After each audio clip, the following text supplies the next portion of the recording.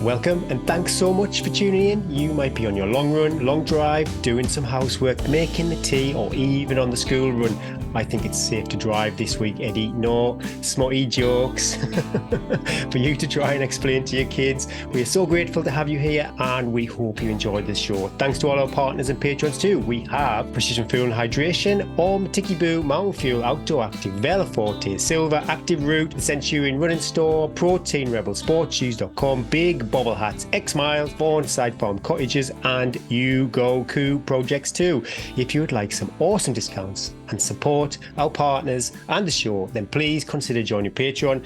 Maybe even treat yourself over at Summit Crazy if you would like some awesome Tea and Trails merch. Welcome to episode 41. Is this the final of our installments of Dragon's Back podcasts? Sadly, Gary, we're going to have to move on. Got my t-shirt on. What's that? That's my really Dragon's Back nice. t-shirt.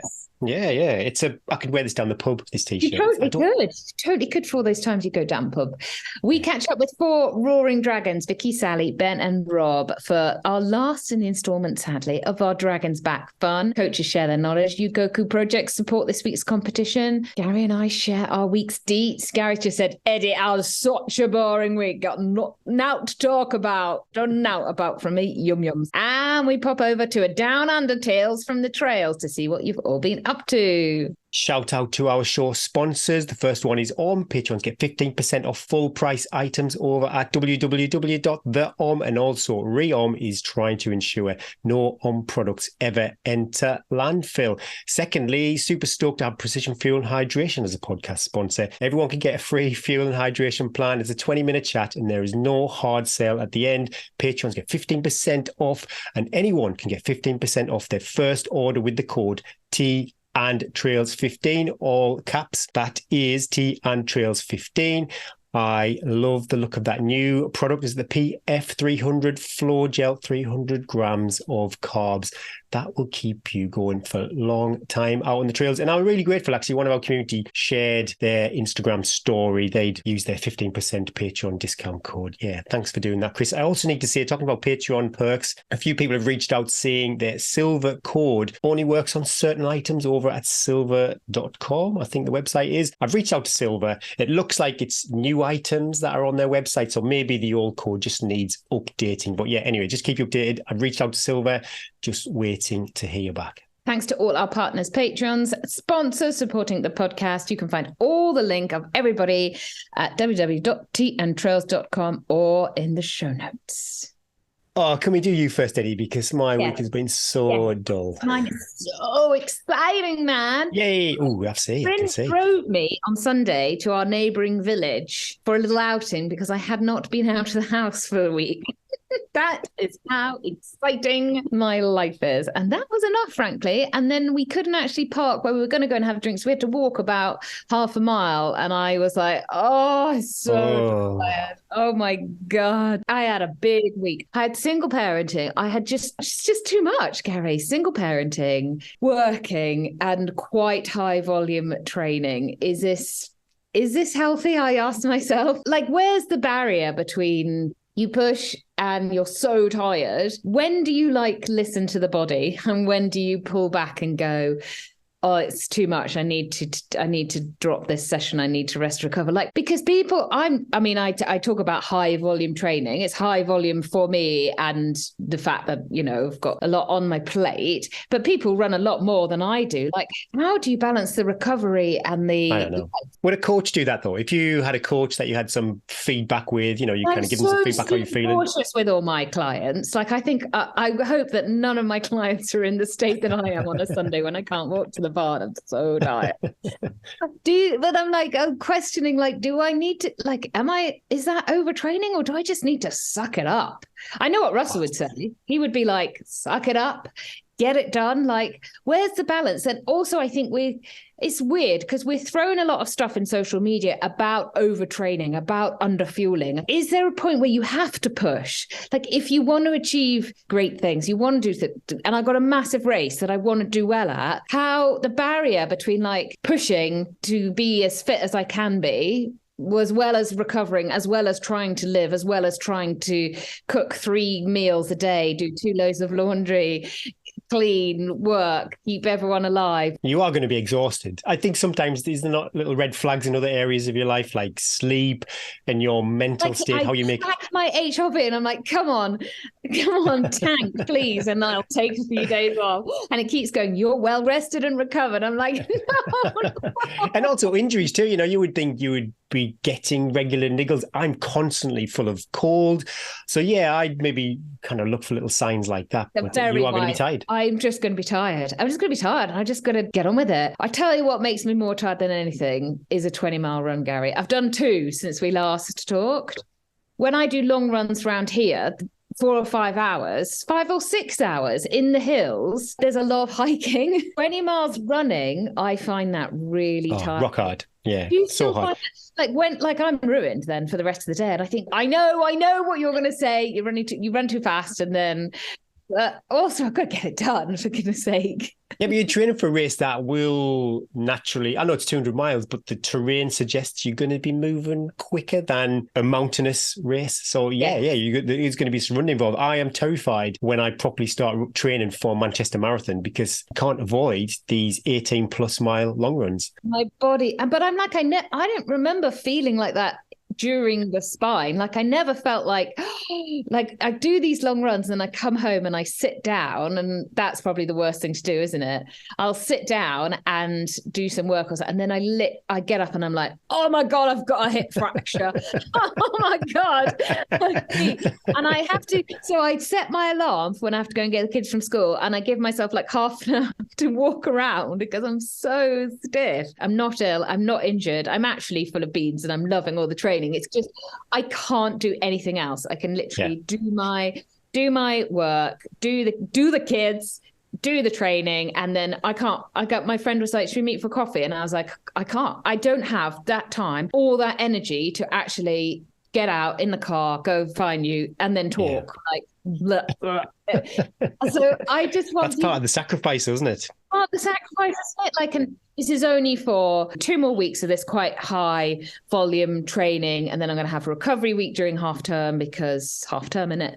And I want to have some energy for the kids. I can't be like, can't be shuffle mum.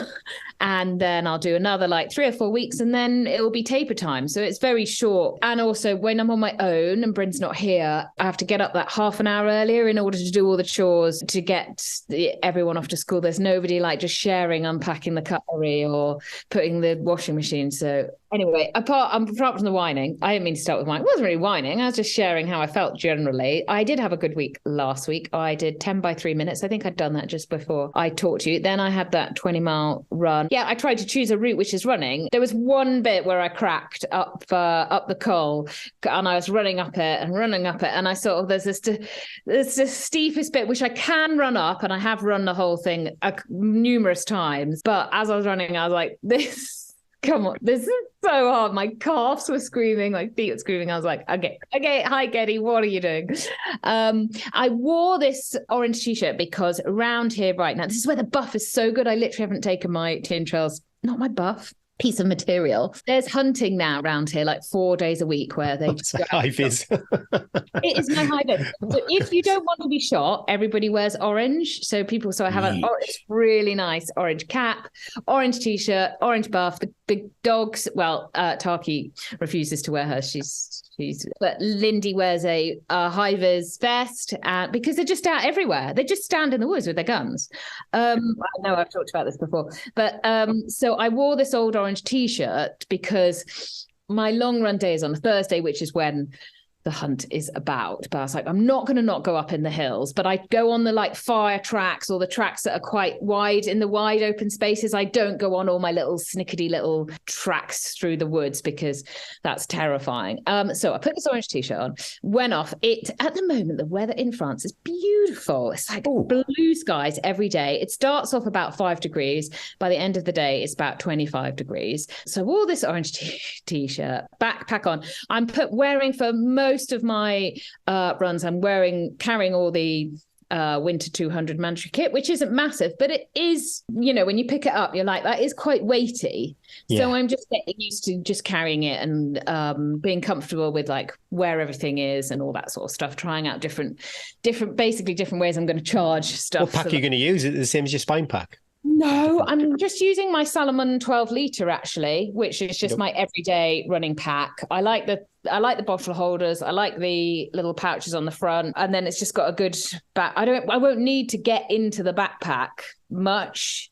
I won't be like, do you remember at Middleton, like you have to get all the kit out to be checked, like all that sort of stuff. I'm literally going to have all my mandatory kit in one sack.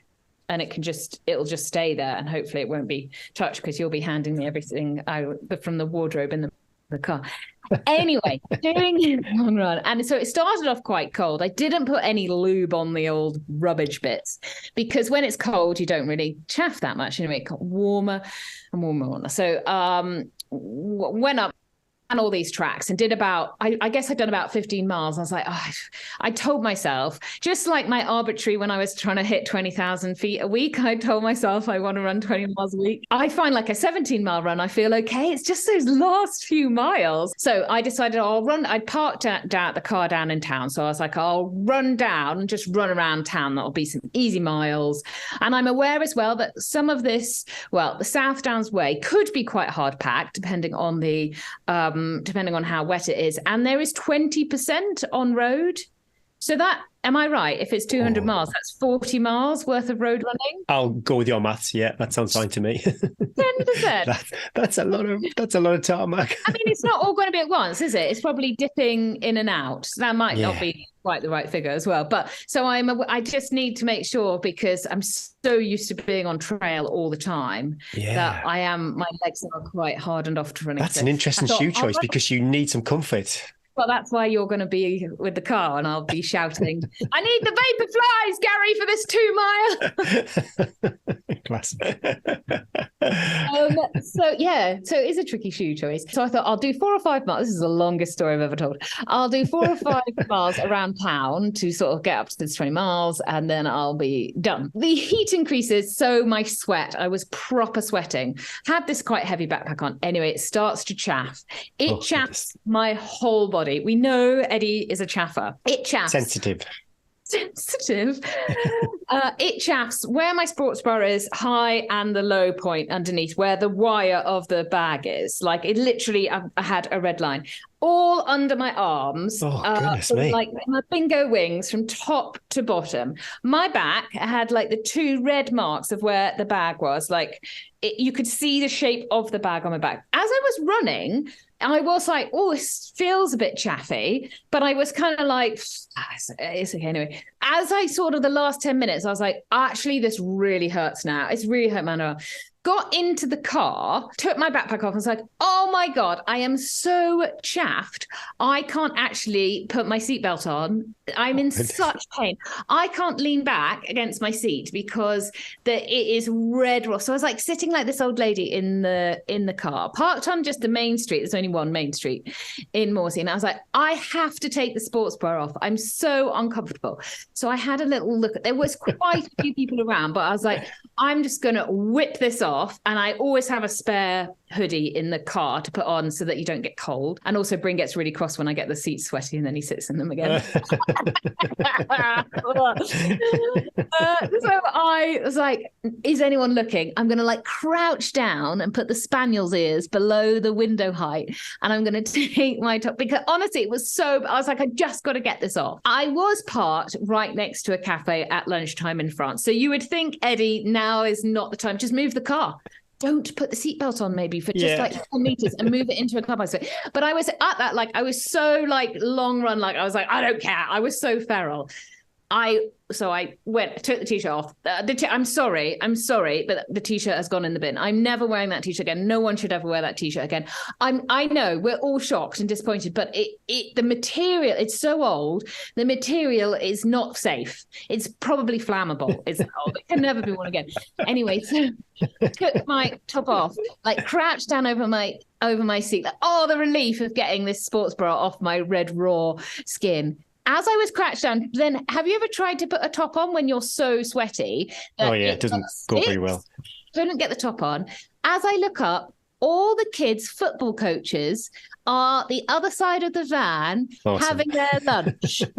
I'm now crouched over the steering wheel, naked from the waist down, going, what?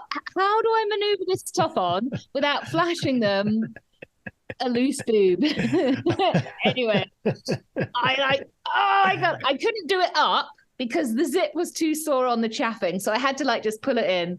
Oh my God. Do you know what, Gary, though? Though I make it sound like I was embarrassed, I wasn't really. I was so low on the zero cares that I wanted to get this top off. And I did actually tell my kids that story and they were mortified. I was like, yes, you know what happened? Mom, for God's sake. You were the talk of all the coaches. I love it. And not in a good way, sadly, not in a good way. But what are you going to do, Eddie? I'm desperate because you had a T-shirt, then your vest. You've got 20 miles. You've got to do 200 miles. What have you any thoughts? I'm not going to get that sweaty. I'm not going to get that sweaty, and I will lube. It was my fault. I didn't lube up, Gary. Lots of activities in life now we should lube up, and that is one of them. So Eddie, no, not this week. I'm trying to have a clean week. You know what though? The chaffing, it's still bad. It's still bad, and it's now gone to that crusty level. I'm super lucky. I never get chaffing. Because it's got such sweet, soft skin. I've got leather skin. But you'd think mine be leather now.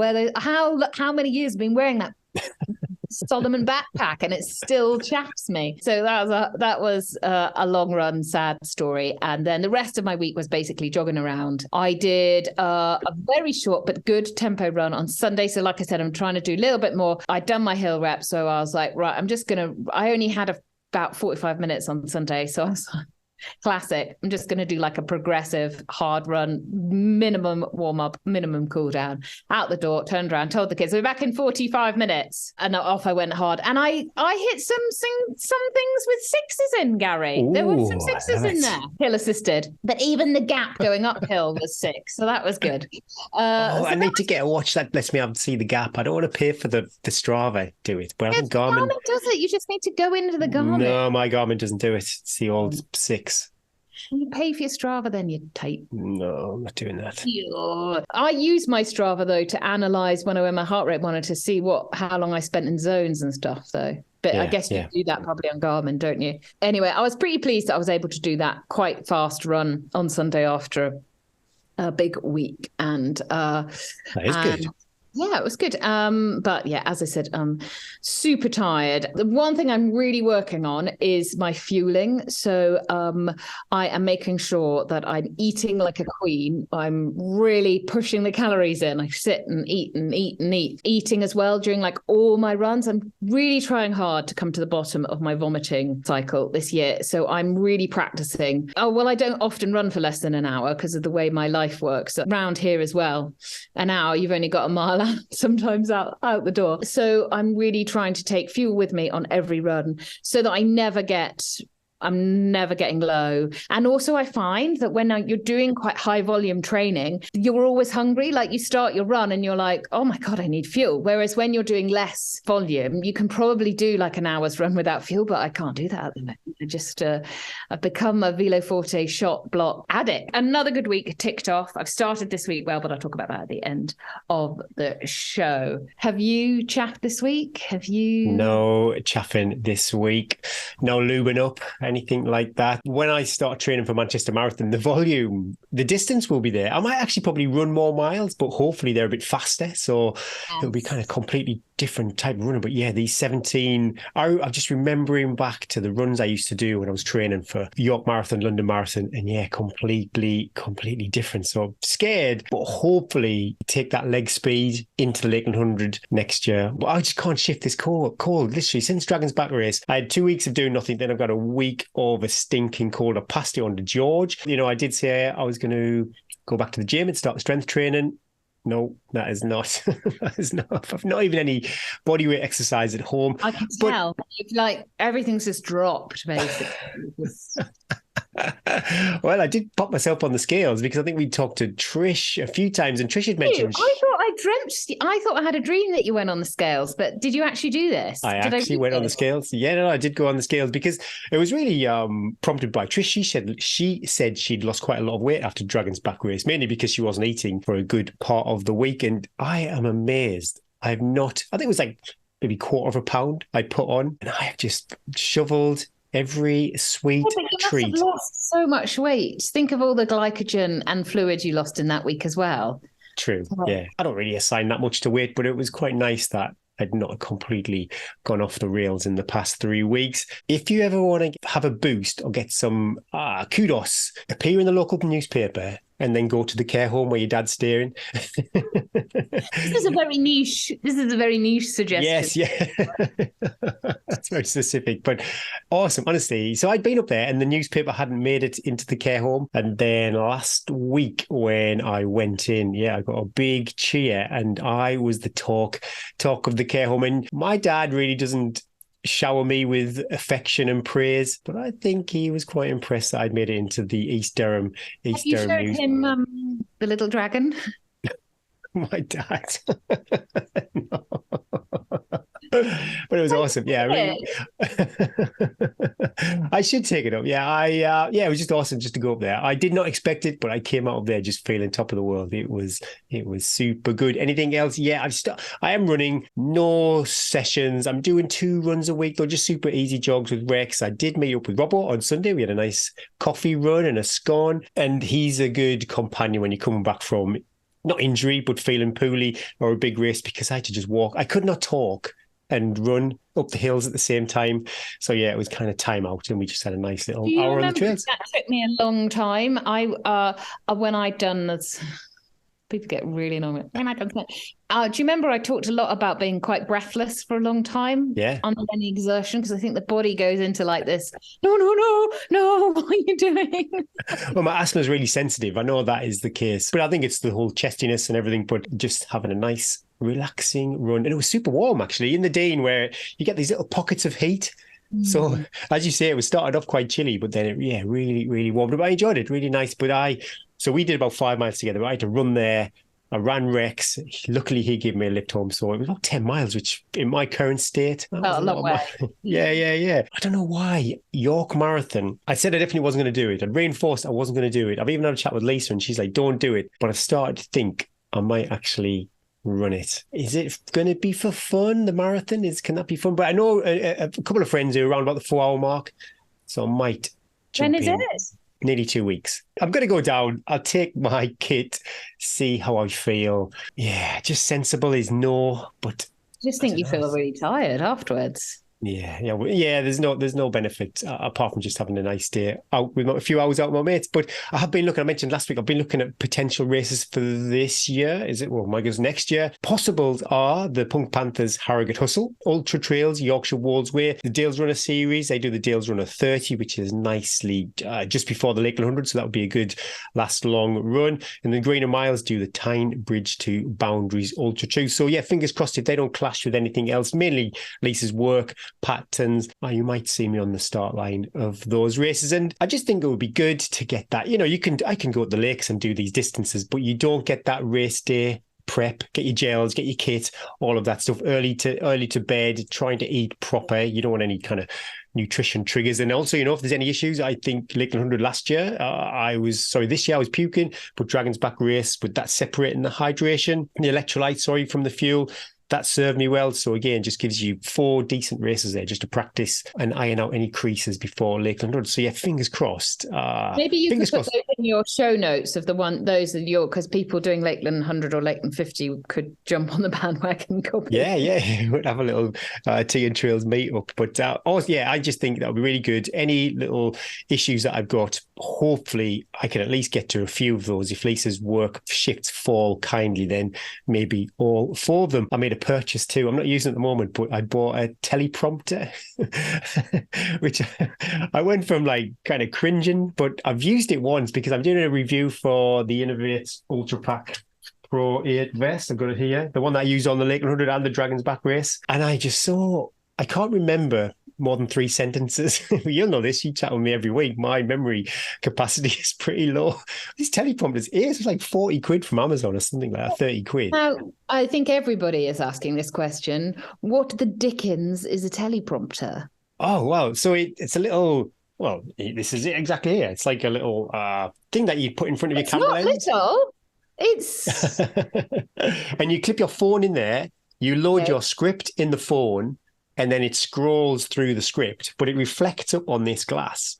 So you can read the script as you look straight down the camera lens. So I'm trying to raise my YouTube game, I'm trying to do a few reviews for the channel, more content, that kind of thing. My expectations are quite low, but immediately I'm absolutely in love with it. Yeah, lovely little toy. And yeah, my goodness me, so it's getting right into the YouTube weeds. A YouTube video would take me, it would take me ages because I would forget the lines, I would fluff the lines, I'd be lots of and ahhing. And just last night when I used it for the first time, probably saved me, like cut my time down by 50%. So that's paid for itself already. Super impressed with that. That is my week. This week's Brew the Coach's question comes from Patreon, John Cadman.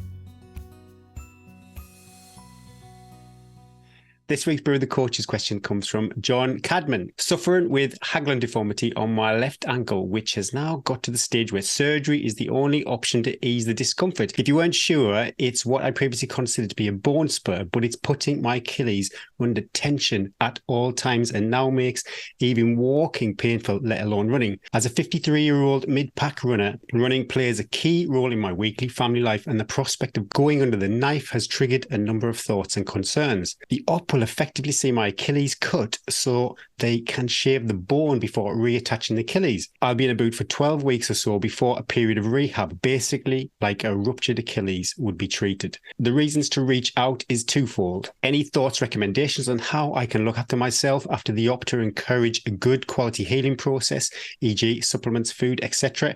And 2, exercise to undertake whilst wearing the boot to try and retain not necessarily fitness, although that would be nice, but leg strength, core, etc.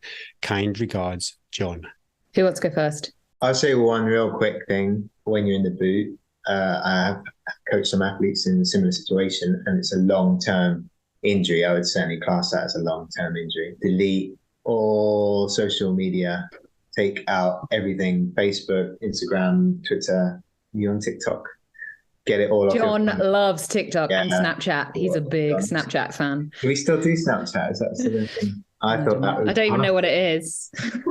I don't know what Snapchat is either. I just I just think that is so damaging to, at this point, to see that window shop exclusive of everybody's lives running past when you feel like you're standing still and you've got months with this injury. Personally, and for the athletes I coach, just stepping away from that, and then it allows you to think about yourself in your own position rather than constantly striving to be where everyone else is, and getting that just negative and just that constant reminder that you're not well or that you're not 100% fit. And it's just, I don't feel like that helps with the recovery process. You want to be able to be grateful for what is happening day to day. Another day nearer to recovery. That's a big one. I think if you can stay positive in your mind, you're more likely to come through this and get through to the other side without being an emotional wreck. And I think social media is a really bad thing at this period in your rehab.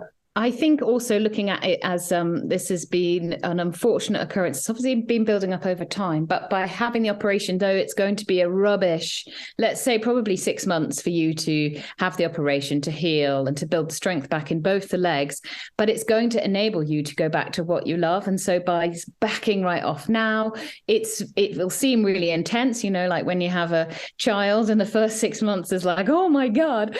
But once you're out of those trenches, you almost forget about about it and life will move on. And this will enable you to carry on a family life, walking, running and doing what you love. But don't think, I know you're going to feel like, oh God, this feels like forever, but by actually resting. You ask about recommendations about the healing process, about supplements, about food and exercise to undertake whilst wearing the boot. I mean, with food, the best thing you can do is obviously just keep to your good fruit, vegetables, whole grains, pulses, lentils, make your plate as colourful as possible. You could supplement, I think Rebecca will give us some more ideas of this, but I would say definitely take some collagen. If you're not going to be outside as much, so vitamin D as well, make sure that you're taking that, your calcium, your magnesium. Just because you're not exercising, your body still needs to be really well fueled. If you're going into a boot, I would say, especially after quite major surgery, you need to really not do very much at all to signal to the body that all its energy can go into healing and recovery. And I think having an intense period of rest when you're first injured, and a really bad injury like this, is key to it healing, to have the blood flow going to the injury, with the body going, all my energy, instead I'm not trying to get fitter, I've got no stress, so all my energy, everything can go into healing this. And I think if you get the first 3 or 4 weeks post-op right, and you really focus on rest, really some gentle movement to keep you obviously sane, and really good food, really good sleep, you're setting yourself up for then it healing quicker and to come out stronger as well. You will then hopefully have some guidance on back to school protocol, because basically then once you then treat it like an Achilles rupture, and you come back and you need to then start some single leg work procedure. And that sort of goes above our remit as Brew with the coaches, because I think you definitely need to be guided by a physio to build that tension up. But then the process, once you're out the boot, should be not too long before you can start adding in single leg work and hopefully maybe some cross training and stuff. But be very careful when you're in the boot, because you are there's quite a big step. I would think there's about probably an inch, maybe a little bit less, that you're going to be on an angle for, how long did you say? Was it 12 weeks? I've been a boot for 12 weeks. Yeah, so 12 weeks. You need to, hopefully you'll have some help from a physio in that time of what you can do.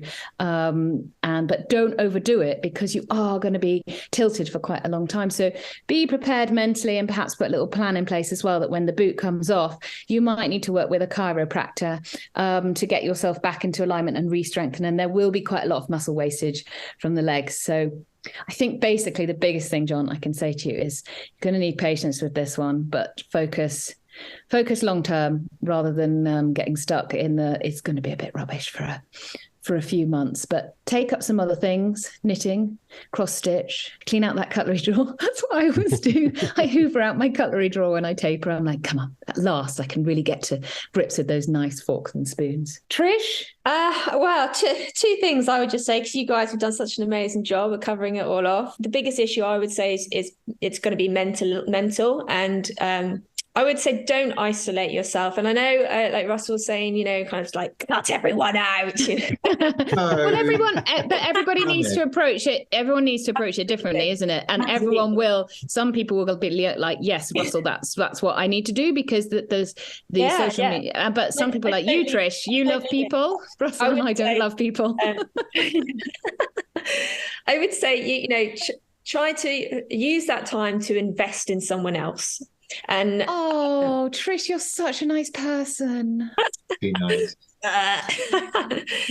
Use that time to invest in someone else. So it might be someone that you run with, it might be someone in your club, it might be someone in your family who's looking to do something else. But if you invest that time in someone else and trying to help them achieve what they want to achieve, or it could be something very, very simple, from one of your kids wanting to achieve a project at school, or again, someone in your club who's looking to do an event and you might potentially be in a position to crew one or something like that. If you're stuck in a rut and you're not able to do stuff, always invest your time in someone else, and you will feel better for it. You will feel rewarded, and you will feel valued from it.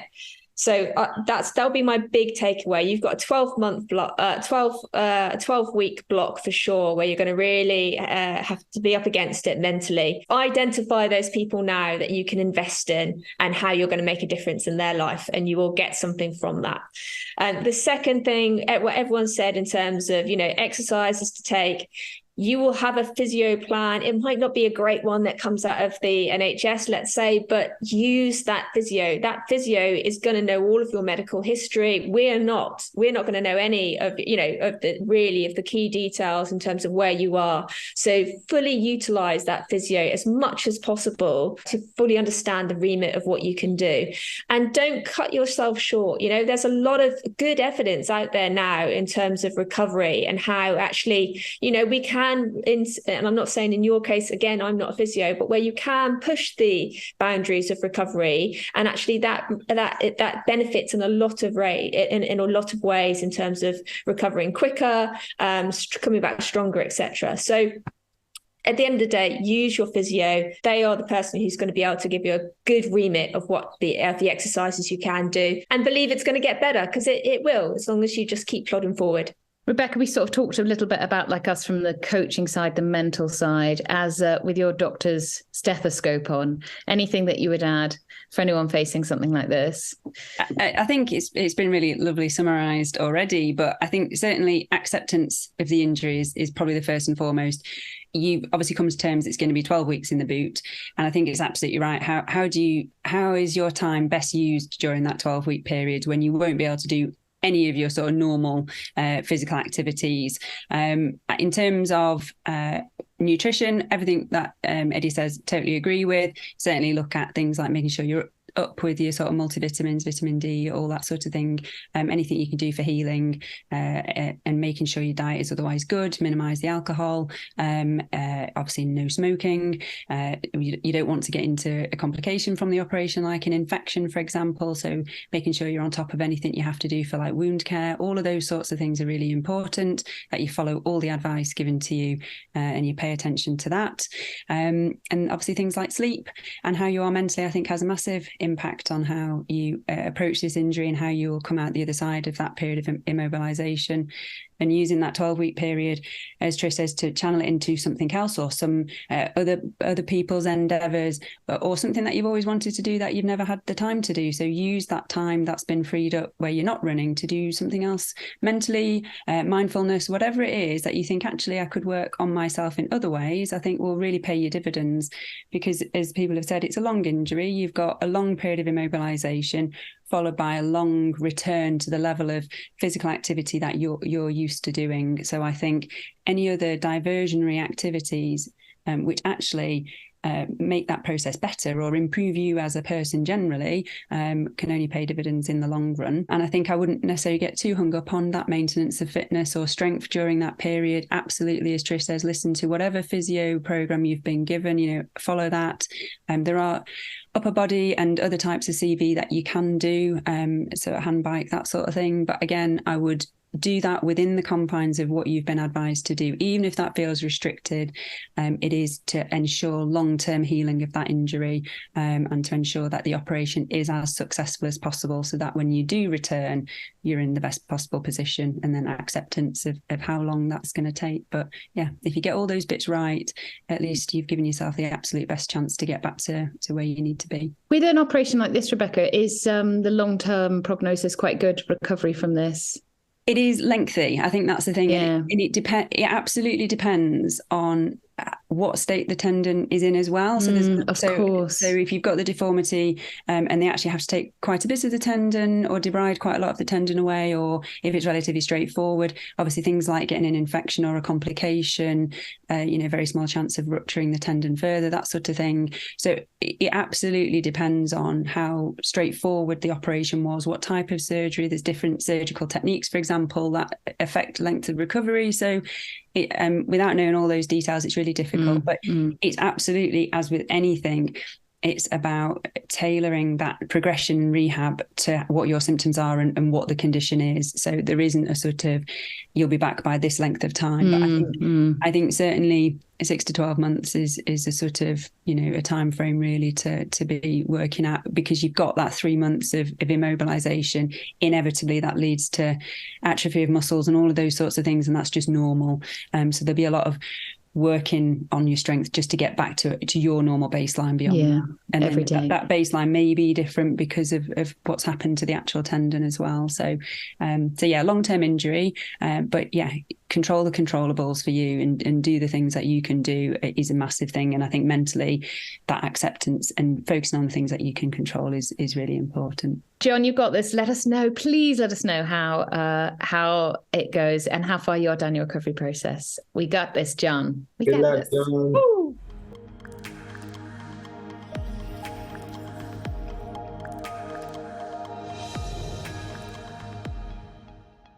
Thank you so much for sending in your questions for Brew with the Coaches. Thanks to Rebecca, Trish and Russell for recording with us. We are recording in the next couple of weeks, the next batch of questions. So if you've got one and you're a patron, send in your questions for the coaches to hello@tntrails.com. I look at this as a bit of professional development when I get to talk to these guys, because it takes us a long time because there's a lot of chatting.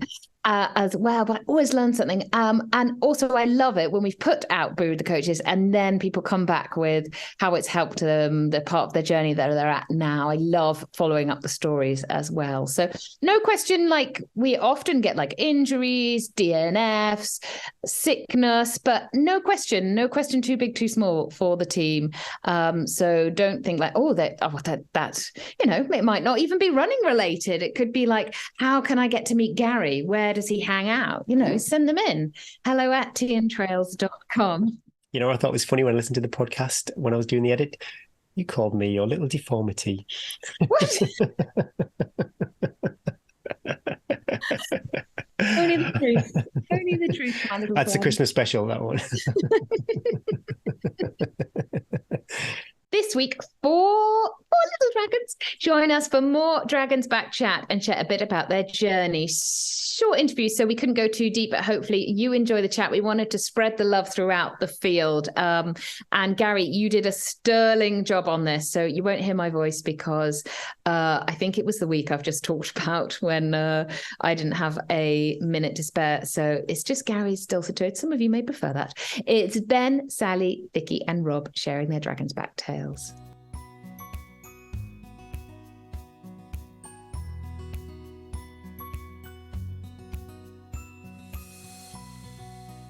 Hi, Ben. Thanks for joining us today, and big well done for coming away from Cardiff with a dragon. But before we get into the Dragons Back chat, where are you? What's the view from your window? And, I'm not too sure whether to ask this or not. Have you been for a run today? No, I haven't been for a run since stepping over that finish line a couple of weeks ago. I'm currently in Cardiff, in sunny Wales, and that was a joke because it has rained all morning. I'm the view outside of my window is just raindrops streaming down the window. Did it start raining Sunday? I think Monday was the first day of bad weather, and I almost laughed as in to go, I could have done with you a week ago. It was like someone was laughing at me, like, well, not everyone did the Dragons Back. It just the weather just changed. It became very Welsh. We could have done with that. It's about day 4. I think that would have been welcome. Yeah, it would have been. Although I've been thinking about the weather, like I'm thinking about the weather this week. I would have liked to have run in the rain, but with the camp life would have changed. It would have become more about admin about the race, about keeping yourself dry and between the going in and out of the tent. But I was thinking, actually, was running in the heat better because the camp life became better. 100%. The admin and the camp life was much improved because of that rain. I've thought about this quite often. Would I prefer to have been roasted for 6 days or wet for 6 days? And exactly like what you said, rain during the day, maybe stop about 3 in the afternoon or something. Yeah, perfect. Yeah, just to dry up the gear out, and then stay dry. Yeah, but I definitely would. So I would have happily run in the hot weather again to have just so that the camp life was warm. I definitely take that over I know it doesn't help the finish rate of the Dragon's Back, and a lot of people suffered because of the heat, but it is the plus. Yeah, I definitely would have taken the hot weather again. And what's your local? You said you're based in Cardiff. What would be your local trails? I'm North Cardiff, so I'm towards the Castle Coch, which is one of there wasn't a checkpoint there, but I know we had to, I don't know if you remember seeing it, Gary, there's that fairy tale castle. Whenever you drive, when they drive on the M4, there's this sort of fairy tale, lovely looking castle that's on the left. But when you come from where we came from, you're probably staring at your feet. You don't notice it. I'm probably about a mile from there. It's called the Rumney Valley Ridgeway, which is we hit where that pub was, where the last pub of the section, and there's a ridgeway that circles Caerphilly, 30-mile loop, and that's my playground. That's where I go Sundays, and I have a day off on a Wednesday. That's where I kind of hit. It's got lovely lumps and bumps. You can find really good elevation in that area, so that's kind of my playground, as I call it. I think you mentioned a few times day 5 and 6 you were like, yeah, this is familiar to me, and you knew when to push and when to ease off while I was rinsing myself. And I think is that a benefit of knowing where you are, especially again, day 5, the beacons, it was very much up and then down. There's not a lot of running I don't think there was a lot of running opportunities. You do a big climb, and then the down is such a descend down. Everything hurts. And I knew what was coming from Story Arms. I knew up to Pen of Arm was a long slog. And then you think, oh, right, I'm up the top. And all that happens is you just go down a sheer drop. And then you're up to Cribbin, and then down off that onto Fanabig.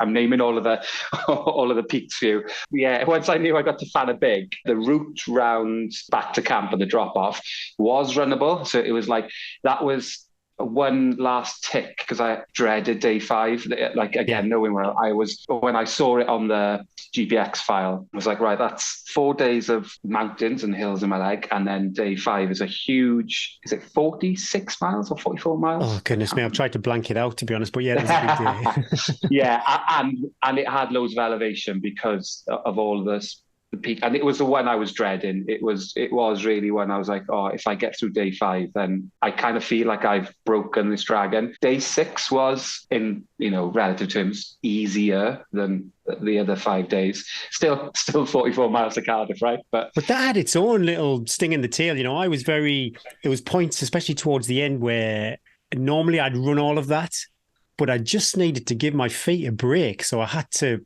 say maybe run for 8 minutes, walk for 2 minutes, just to give them a rest. So that was frustrating. So yeah, virtually no elevation in the scheme of the week, but definitely its own challenges. Up to it's called the Agloislian, which was the one, the second from last trig that you hit, and we were on that road. Do you remember? There was quite a busy road actually. There was lots of cars on that road. It was probably for people on fresh legs, they could probably run a bit, but again, I had to hike up that. It'd been a hot day. I've done that section a lot, but I've never been on the road. I'm surprised that road section was included in the route, because you can go around another way which avoids the road completely, and I was expecting to hit that. Okay. So I was expecting, I'm going to go on my little route through the fields, and I went to the road, and it wouldn't have been so bad, but I found that road quite busy that day, and it was quite frustrating because you're having to tuck in all the time for the cars. There was a few road sections. I think day 2, there was quite a long, it wasn't a road, it was like on a cinder track, a cycle path to camp. Was it day 2 or day 3 where you had to walk a kilometre for toilets?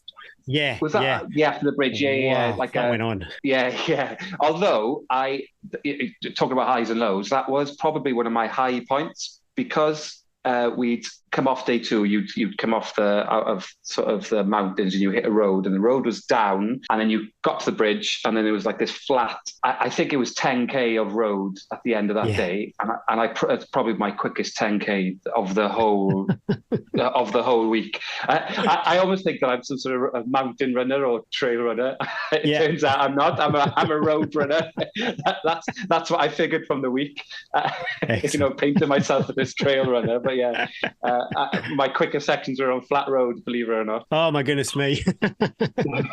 How I've asked everybody this, And it's such a big race and people find themselves on the start line for many reasons. Why were you on the start line for the Dragon's Back race? Why the Dragon's Back? And God, 2 years I've been answering this. I'm trying to answer this question.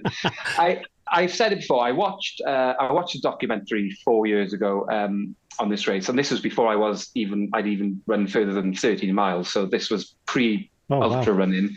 I was sat there watching this documentary, and I could not. I thought it was a joke. I couldn't believe that these people were running these 40-mile distances with a route that wasn't planned. So they were. Yeah. This was the days when they probably pre-watch. They had maps out. I couldn't fathom it out, and that took me down a rabbit hole of more Dragon's Back documentaries, and it just fascinated me that people could do this. And then what you start realizing as you become a trail runner and you go into ultra running, you start thinking, oh, is that actually possible? Can I put my body through day after day after day? 4 years ago, I didn't watch that documentary and thought, I'm doing this race. What happened? It progressed. I thought, actually, this could be, it could be a possibility of me entering this race.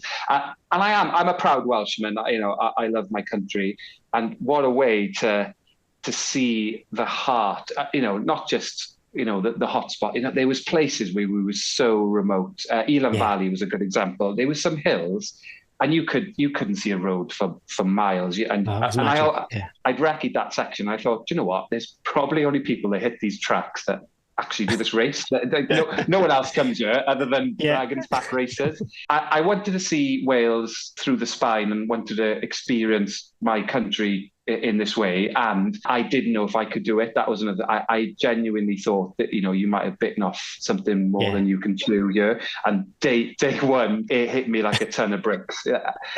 I don't know how you found it. Going up Triven was the point where I thought, Ben, this might have been too much for you. My wife was filming me walk, and I looked like a really old man on walking. Oh my goodness.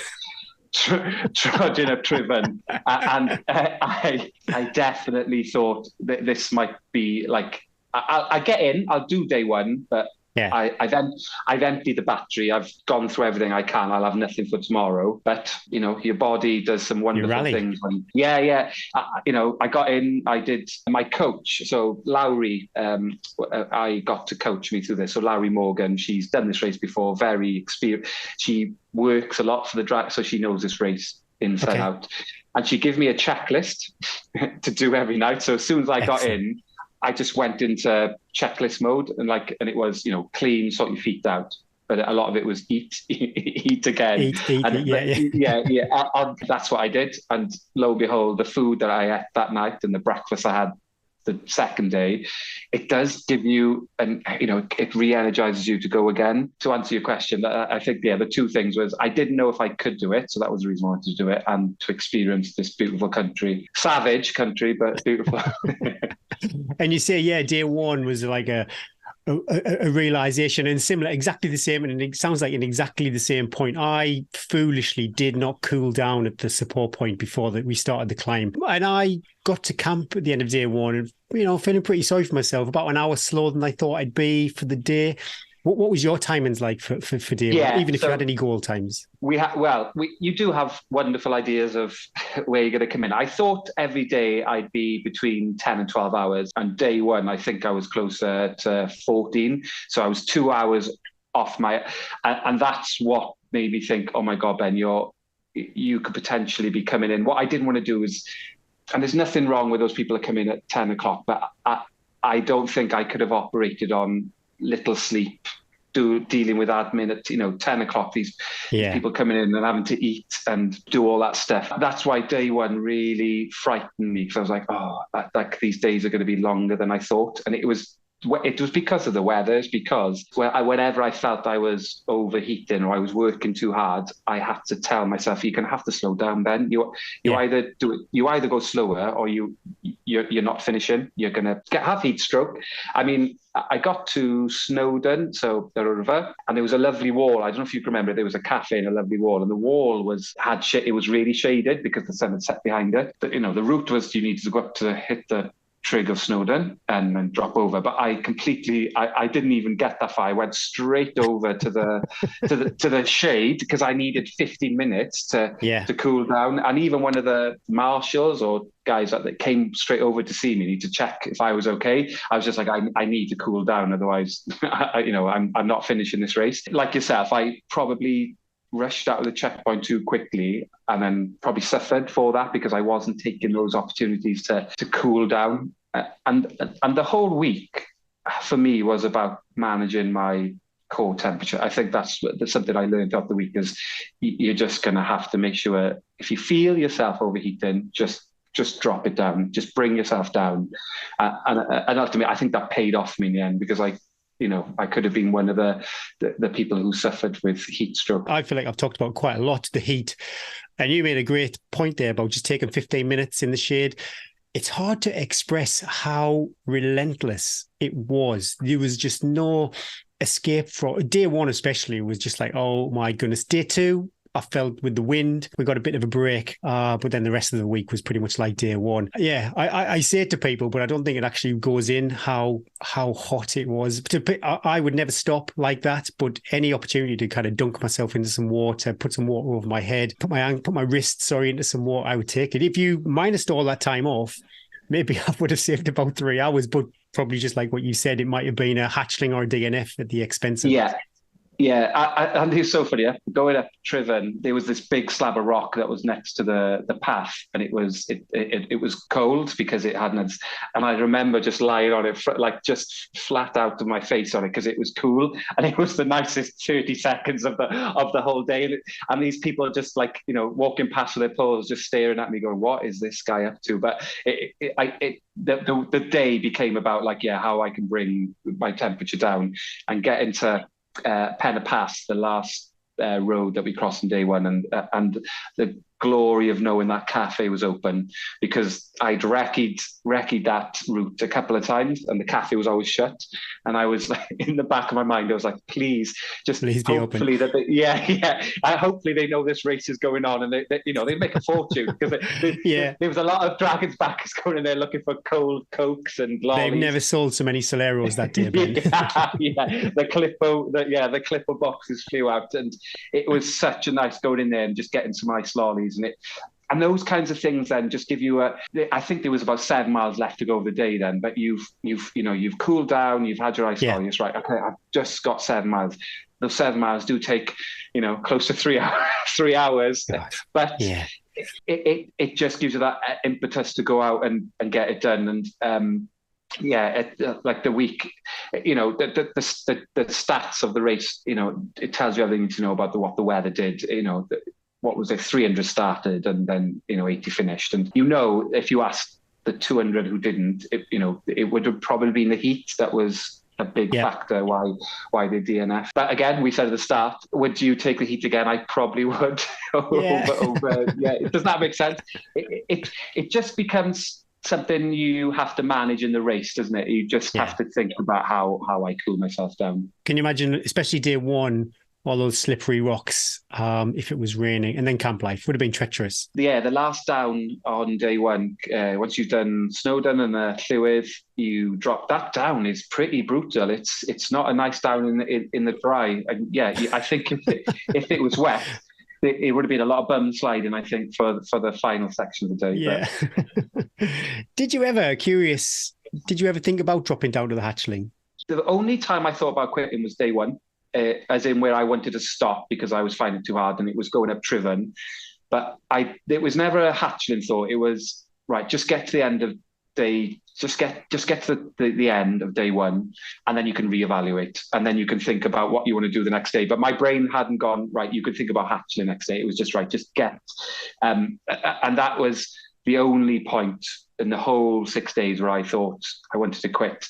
The other days just became about checkpoint to checkpoint and dealing with dealing with how tough this race is. You were never chasing cut-off times. We kind of yo-yoed. We were pretty similar in the field. So I think I had about 2 hours at every support point, the major cut-off point. So that wasn't a problem. I was, getting them. I got the map out a couple of times, the digital map, and I was going, I've got an hour and a half to this checkpoint. I'm in good time. There was advice, Sana, another Welsh runner who we shared a lift up to North Wales, and she gave me some good advice. She goes, just try not to faff around in checkpoints, and it always stuck it in the back of my head. Do you know what? Yeah, if you can, just get your bits done and get out. And so I was never really. I think when I was coming into checkpoints, I was leaving before people who had been in there before me. I don't know if that's it was a great idea, but for me, it stuck in the back of my head about not wasting a lot of time in the checkpoints. So you never would you not take the full 30 minutes then at the two major spots?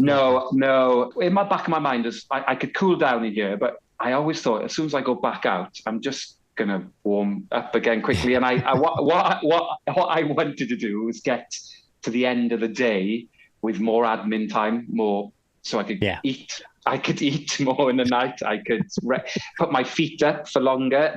That was always in the back of my head. Was like, just if you're going to get those extra 30 minutes, have it at the end of the day where I felt I'd benefit more from those extra 30 minutes. I've looked back at my times, and for some reason I took the 30 minutes and then another half an hour accumulated over the week. So I did faff. Maybe I should have had a conversation with Sana before I started the race.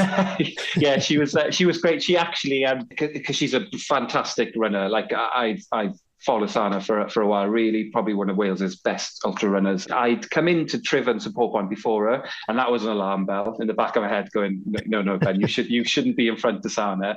And she went past me on Trivan. This is where I was having my low point, and she kind of said, look, I think you need to slow down, because I was struggling with the heat.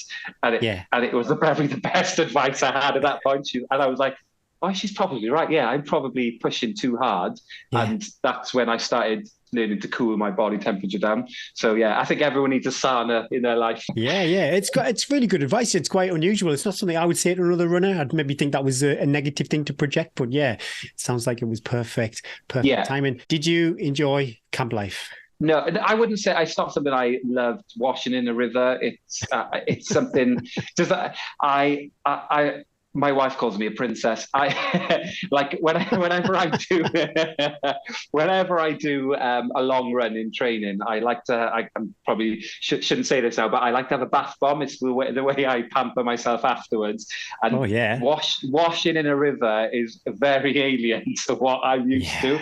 I just thought this is something you have to endure to do the running part. I loved in the camp life, having food and speaking to other runners. Because you're all like-minded, you all love ultra running, and you speak to fantastic runners, and you speak to people who like me, mid-pack or back-end runners, and everyone's got some great advice. I mean, first day when I came in, John Shields came and sat next to me. Someone I hold in high regard. You look up to him, and he's just chatting with in camp life with you, and it's fantastic that you meet all these different people. So that was great. But I'm definitely not an outdoorsy, go and sit in the river and wash yourself. It's not something I'd be in a rush to go and do. Fair enough. Well, apart from the dirt bagging in camp, was it what you expected? Watching and knowing about this race, it's tough. You've seen people over previous years who are really good runners drop out, go in there and going, oh God, this is hard, isn't it? Like those, like if you're saying that, then you've really not thought about what this event is. Wanted to see Wales as the country in its remote parts, the Renogs and all of these places, they just are glorious, beautiful places that perhaps you wouldn't go unless you were doing this race. So yes, it definitely was what I expected. And after the race, I've actually struggled. Like the race come down, or the event come down. I think I have struggled because I miss it. I miss the week. I miss the training. The year previous I put into this race. And there will be other races. I know there's other things you can do. But I've struggled the last 2 weeks to be like, oh, it's over. That my journey's over. You've made connections, I think, with people that you may never see again. And it's really, you know, I'm very fond of the Lakeland 100. I talk about that any opportunity and the Bob Graham round. But you can't replicate that 6, but probably 7 days when you look at how it's kind of bookended. You just can't replicate that building of community and seeing your like band of brothers and sisters out on the trails. I get you. The come down is pretty real from an event like that. Yeah, and lots of people have said, you know, they asked the question, oh, would you do it again? I'd find it hard to rate it again because I've done it, and the motivation to go after it again, you'd have to ask yourself, can I go through that again? What I have said is I can't end my relationship with this race because it meant so much to me. I think I want to volunteer because I don't think I can end my relationship with this race. Probably like yourself and the Lakeland 100. Yeah. Like it's become part of my personality, isn't it? A weird thing to say, but any poor bugger that's run with me in the last year has had to suffer my endless chat about the DVR. My Don't worry about mates, my poor club mates. Yeah, I really, there's something special about this race. It really is. Wales should be shouting out about this fantastic event that covers the north to the south. It's something that we should be really proud of in Wales, that we've got this race here. But to do it again, maybe 5 years' time when I've forgotten about the pain. But we'll have a 5-year reunion, Ben. yeah. But I definitely volunteer first before I go back and run it. It was wonderful. I've got to say, as an Englishman, I absolutely loved my week in Wales. I just can't. I find it hard to express, and I find it hard to really think about too much because I do get quite emotional when I reflect back on it. But yeah, it was a wonderful, wonderful time. And just like you say, point to point, castle to castle, the route was just phenomenal. And we got roasted, but that did make for some spectacular scenery. I saw a video of you, very emotional finish in Cardiff. What was that like? I most of my family and friends will say I'm not I'm not an emotional person, but my God, the week I cried, the amount of tears I've cried that week. Yeah. I mean, the Brecon Beacons was one. On Fanabig, I turned round to look at Penavon, and a lot of my clubmates will say I'm obsessed with that mountain because I train a lot there and I run around the beacons a lot. And I was on Fanabig, and I turned around because I know what the vista's like behind me, and I had a bit of a tear because I felt like I was saying goodbye to Penavon. I'm not saying goodbye to Penavon. I'll probably be up there next year, but it felt like an end of a training thing, and I was like, I started crying when I turned around, and I was like, no, this is like a big tick off in the box. Yeah. So that's where one of the tears started flowing. The last trig, it was called Mayo. So that short little climb up, you hit the trig, and then it's just down into the pub where I saw you again, because I spend so much time up there. I cried because I remember being up there 3 years ago and finding it so difficult and so hard and running on the trails. And it was like this whole journey had come full loop, and I was up there near enough finishing it. I think we had like 12 miles to go, so I was pretty confident then I was going to finish, let alone something horrendously going wrong. But I kind of knew then, and again, sort of tears streaming down my face.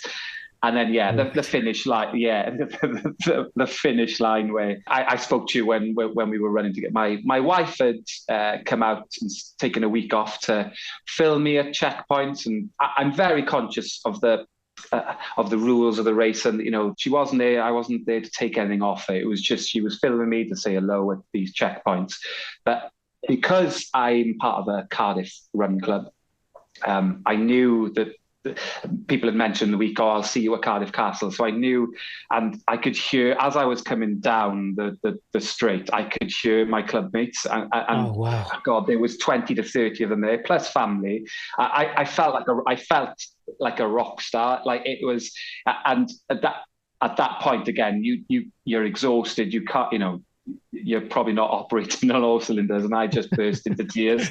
You're pretty raw at that point. Yeah, and it was more so because people had come out to say well done to me, and that got to me. And and you don't care who's watching at that point. You're in this little bubble, and I'll probably never cry again. But yeah, I definitely let some tears out that week. Oh, it was lovely. I really enjoyed sharing the miles with you, and I thought you grew as the week went on. Super strong runner, and I really did enjoy our conversations and just yo-yoing between the miles. Yeah, it was a real treat. One last question before we do the quick three.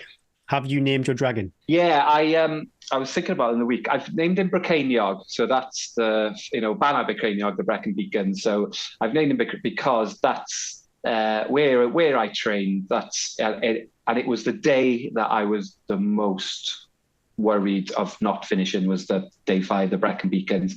And so he's called Brecaniog. The Brecon Beacons. Excellent. Oh, that's mine's Delilah. It sounds really simple compared to you. Okay, right. We're going to do 3 questions. We'll do the Instagram story music too. And what we'll do, we'll share it a few times during the week so everybody gets a chance for their Instagram story music. But the first question is your favorite bit of Dragon's Back kit. It has to be my bucket hat, and a lot of people made that point. I had a white bucket hat, which I wasn't going to take. It was like, I don't really want this, and my wife put it on the top of my big camp bag, and it was invaluable because it kept the sun off me all week, off my head, and it was brilliant for dunking in rivers. It's orange. It started white. It's now orange. It is no good at all. I'm gonna have to get another. Well, I say I have to get another one. I'm not doing the Dragon's Back again, but if I do any running in the summer, a bucket hat is absolutely perfect. What was in your race vest? Food and nutrition and drink. So the usual kit, the mandatory kit list. And then I had a 2 litre reservoir in the back, so I could have water. And then I had 2 500ml flasks with Talk energy powder in them, so a few more carbs, extra bit of salt. I had salt tabs, which a lot of people didn't have, because when I was pulling them out, any runners around me, I was like, would you like a salt tab? And every single person took one off me. So it not just helped me, it helped the others around me. Precision gels, and they were great. Fueling has always been a problem for me in big races. I always struggle with it. But the precision gels were the only thing that I could, even when I was feeling a bit dicky, they were the only things that I could take. So they were great. Some Talk energy bars. I had some Talk flapjacks, which I use on training runs, but I just couldn't because of the weather and it was hot. Couldn't. Yeah, I've come home with 24 of them. The plan was to have 2 a day, but I've come home with plenty of them. Just a mixture of fruit pastels. I took a couple of bags of fruit pastels, and they were getting shoveled in at one point. The bag was just being opened, and they were going in very, very easy. Yeah, a mixture of things. Okay, your Instagram story music. Have you had a chance to think about it? I used it on one of my stories. It's called "Dream It Possible." I think it's by Chloe. It's on one of my stories that I put up, or reels that I put up, and it's all just about doing difficult things, and it sums up my 2 years or the last 12 months of training. Where I started to go 2 years ago to where I am now, a completely different person. This race has not just changed my fitness, it's probably changed me, probably a nicer person for it.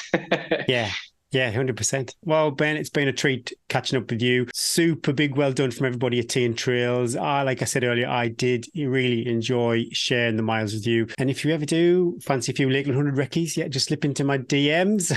I'm always happy to share those miles with people. Enjoy that recovery. And take care. Thanks for joining us, Ben. Thank you, Gary. Thanks for joining us today, Vicky. Big well done for completing the full course. We ask all our guests, where are you? What's the view from your window, and have you been for a run today?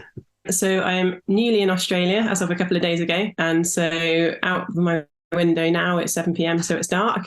But usually there'd be a nice little Australian yard with some parrots and things, which is very nice. And yes, I have been for a run today, partly inspired by this podcast. Just like I say, I cared, but it's my first run back since Dragon's Back, and it was literally just a few K pottering up the road, and my legs were a bit surprised by it, but it seemed to work. Nothing hurt, so that was good.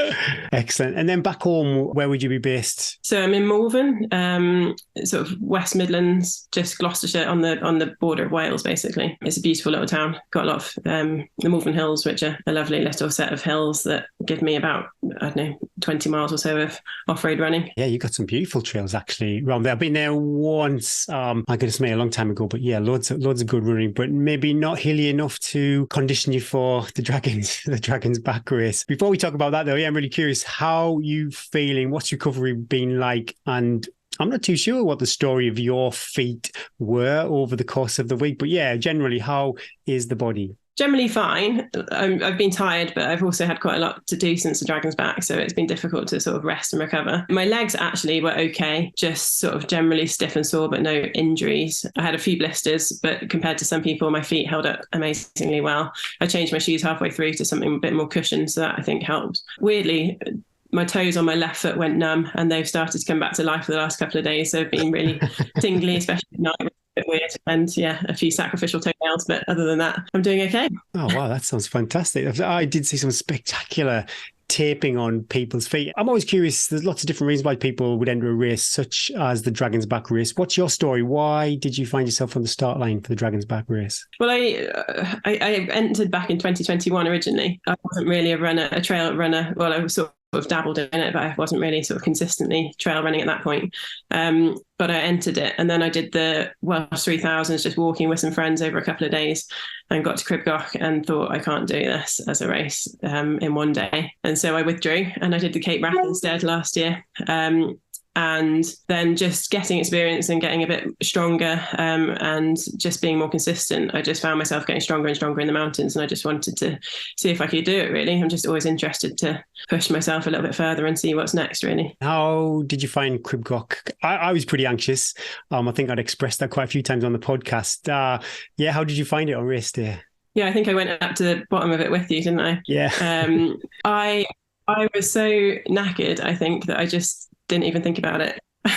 I had gone over it with Raw Adventures about 6 weeks before the race, and that gave me loads of confidence. So I sort of knew where I was going. And then, yeah, I didn't feel any fear, which I thought I would. I don't know about you, but I think after you've done that length and that sort of distance, and you just got that sort of drive and aim to get there, it was fine. I thought it was I think the scramble up I found more daunting. Luckily, there was some marshals halfway up as you kind of started that pretty steep scramble. I didn't, probably like you, I was so involved in it, I never really fully appreciated where I was, fully immersed myself. I was just, race face. We had a little brief chat on the starting actually, but yeah, on the start line, what were your goals for the race? Completing or competing? Number one aim was to complete. I have never done anything that sort of mountainous, and especially with the heat things, it definitely put a different slant on it. And then the second aim was to have fun and enjoy every day, and try and run to my best of my ability. And then I am a bit competitive, so I did want to compete if I could, especially towards the end. Day 5 and definitely day 6, you didn't want to ship any places if possible. How did you? I've been asked this question loads actually, but how did you handle the heat? Because from day 1, for me, it was like, oh my goodness me, if this is the tail of the week, it's going to be a real struggle. Yeah, but did you do anything special to cope with the heat? I noticed you had a Solero or an ice lolly. Oh my goodness me, it was before the climb up to Tryfan, and I was cursing that because I was roasting and missed an opportunity to cool down. But apart from Soleros and ice lollies, anything different? Yeah, no, that was great. A guy called Henry had got me he'd seen me coming down behind him, so he'd got me a Solero on the way down.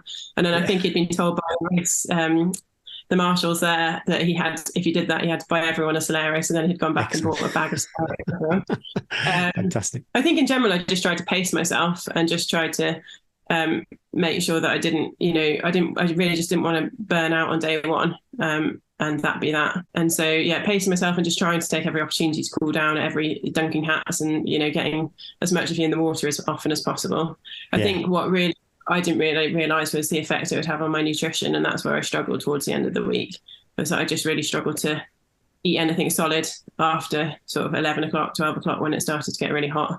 and that really affected, how many calories I could get into me. And I think the aid stations where they gave you that extra 30 minutes, I think is what saved me towards the end of the week, because you could just cool down, take your time and eat a bit. I think initially when they said about those 30 minutes, I was grateful, but I was kind of thinking, how is this going to pan out? But yeah, definitely day 3, 4, 5 and 6, I would fully embrace that 30 minutes. Did you start, was your plan because of the heat, was your plan to get on course at 6 o'clock, as close to 6 o'clock as possible? Yeah, and I was pretty much out the door at 6 every day, apart from the last day where I think I started at 6:30. Just tried to make the most of that cooler. I think you're right, though.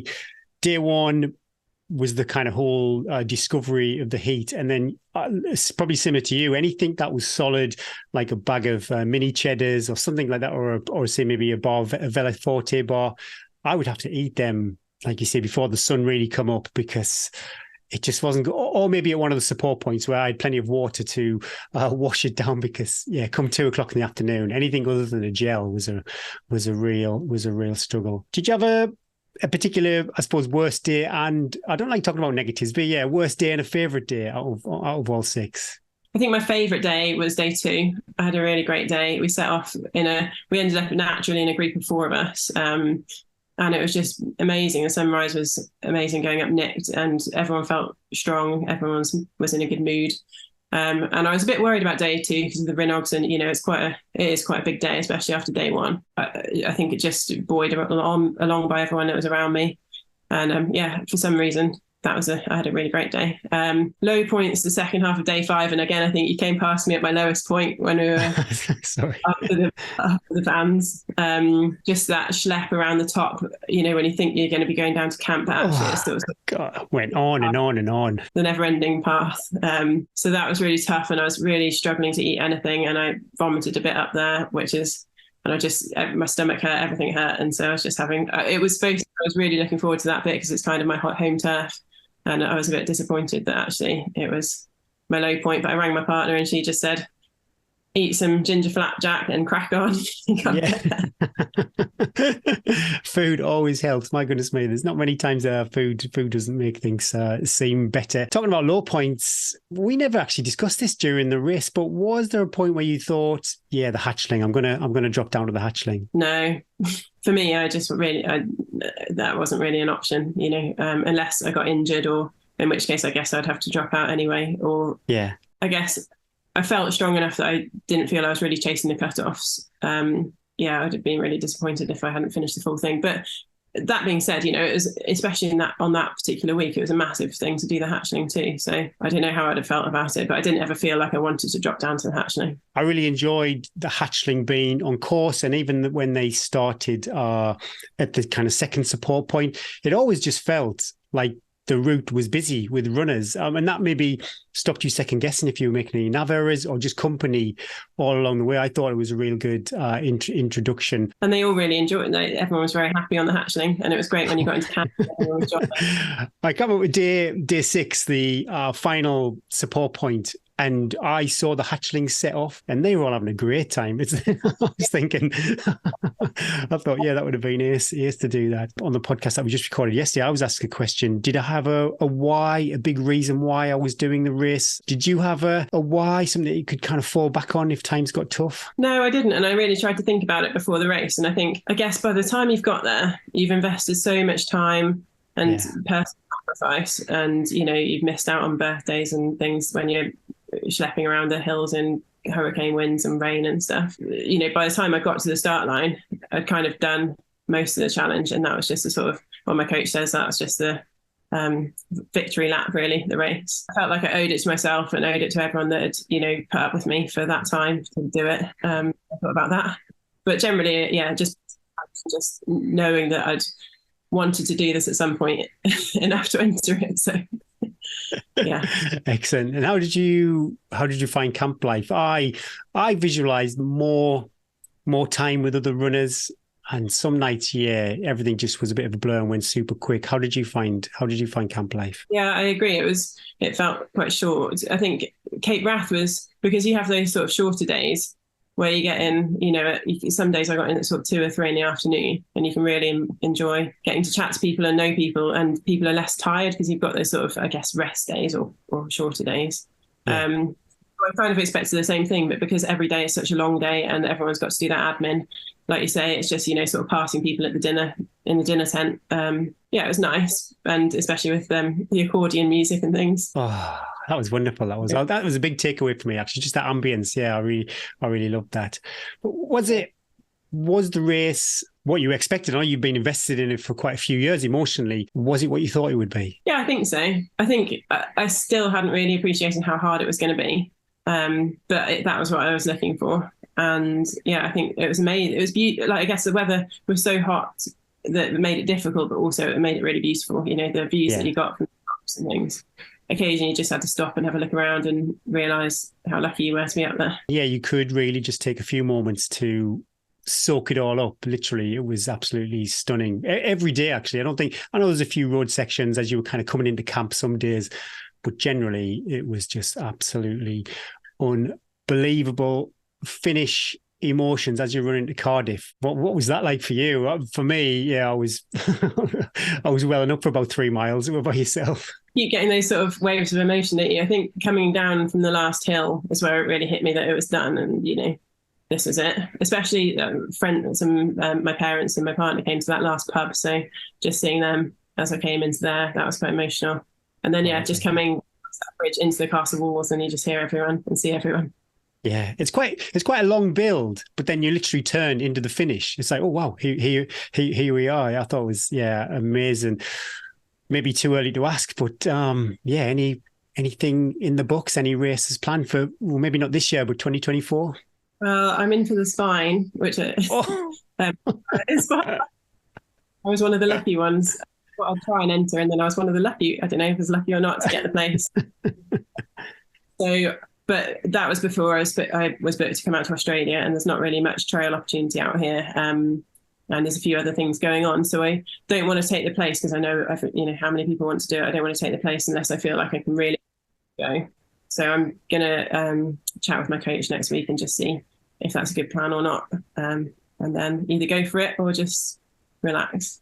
Excellent. I'm uncoached, and I think a coach would be really valuable in situations like that where, just remove yourself from the equation, and somebody who is not you basically can make probably a better informed decision about what's better for you in the long run. That's really good. Have you named your dragon? No, I didn't name my dragon myself. I was asked this by Alyssa when we were at a support point or running together. She's the second female, and she was telling me that she had been told to name her dragon, and she'd given it 2 names. One was Grace, when it was a good dragon and behaving itself, and if a cloud came across, she'd thank Grace for the cracked cloud. Yeah. And then when she was having a tough time, it was Michael, and Michael was the nasty dragon. So after that, I couldn't really think of any other names to name my dragon. So it's become Grace and Michael in her honour as well. So. Well, I wonder what the symbolism behind Michael is. Grace, obviously, I can get that, but I wonder why Michael. I'm curious. A friend of her brother's what the sort of. Awesome. Oh, well, it's been great chatting with you. But before you go, we're going to do quick 3 because we've got a few of the dragons that we're going to have a chat with. So we will do 3 questions. First question, did you visit any of the shops en route? Yeah, I did the Co-op in Machynlleth, and I went to one other one. I think what I didn't do is go to the bakery in Llandovery, which is I cursed myself for the rest of the day. I really should have stopped there. Yeah. Were you one of the unlucky ones who bought Coke Zero instead of full fat Coke? Oh, yes, that was the worst moment of the week. That was a low point, I tell you. Yeah, that was. I remember just sitting in the support point, and everyone was like, it was like this realization that they all had bought Coke Zero. If it's any consolation, I thought I had a can of Coke in my drop bag and I'd forgot to put it in. So, that was a blow too. If you got to the finish in Cardiff and Shane said to you, "Oh, it's actually 7 days this year," do you think you could have mustered the strength to do another day? Oh, I think. Thinking back to how I finished at the finish, felt at the finish, I think no, because I think with any of these things, you give it your all to where you think the finish is, and that's it, isn't it? If it had been 7 days from the start, that would have been fine. But I think if it told me at the finish, I mean, I probably would have got it done, but I would have been grumpy about it, I think. I don't know about you, but I was not moving well on Sunday morning around Cardiff. the thought of going again. But then I didn't do any maintenance, didn't do any admin, didn't have any protein, didn't do anything like that. So maybe with a bit of admin, I could have got through. But yeah, super tough. Okay, last question is, we're going to share this post quite a few times during the week, so every dragon can get to pick their Instagram story music. Have you had a thought, Vicky, what you would like the Instagram story music to be? I think, well, one of the songs, especially on that day 5, that bit going round the top there, the song that was on repeat in my head was Rudimental's Not Giving In. So I think it would have to be that. It's not one of my favourites. Sometimes it just pops in there. Awesome. That's an awesome choice. Cool. Well, kudos for completing the full course. Enjoy your rest and recovery and time in Oz. Take care. Thanks everyone at Tea and Trails. Bye-bye. Thanks.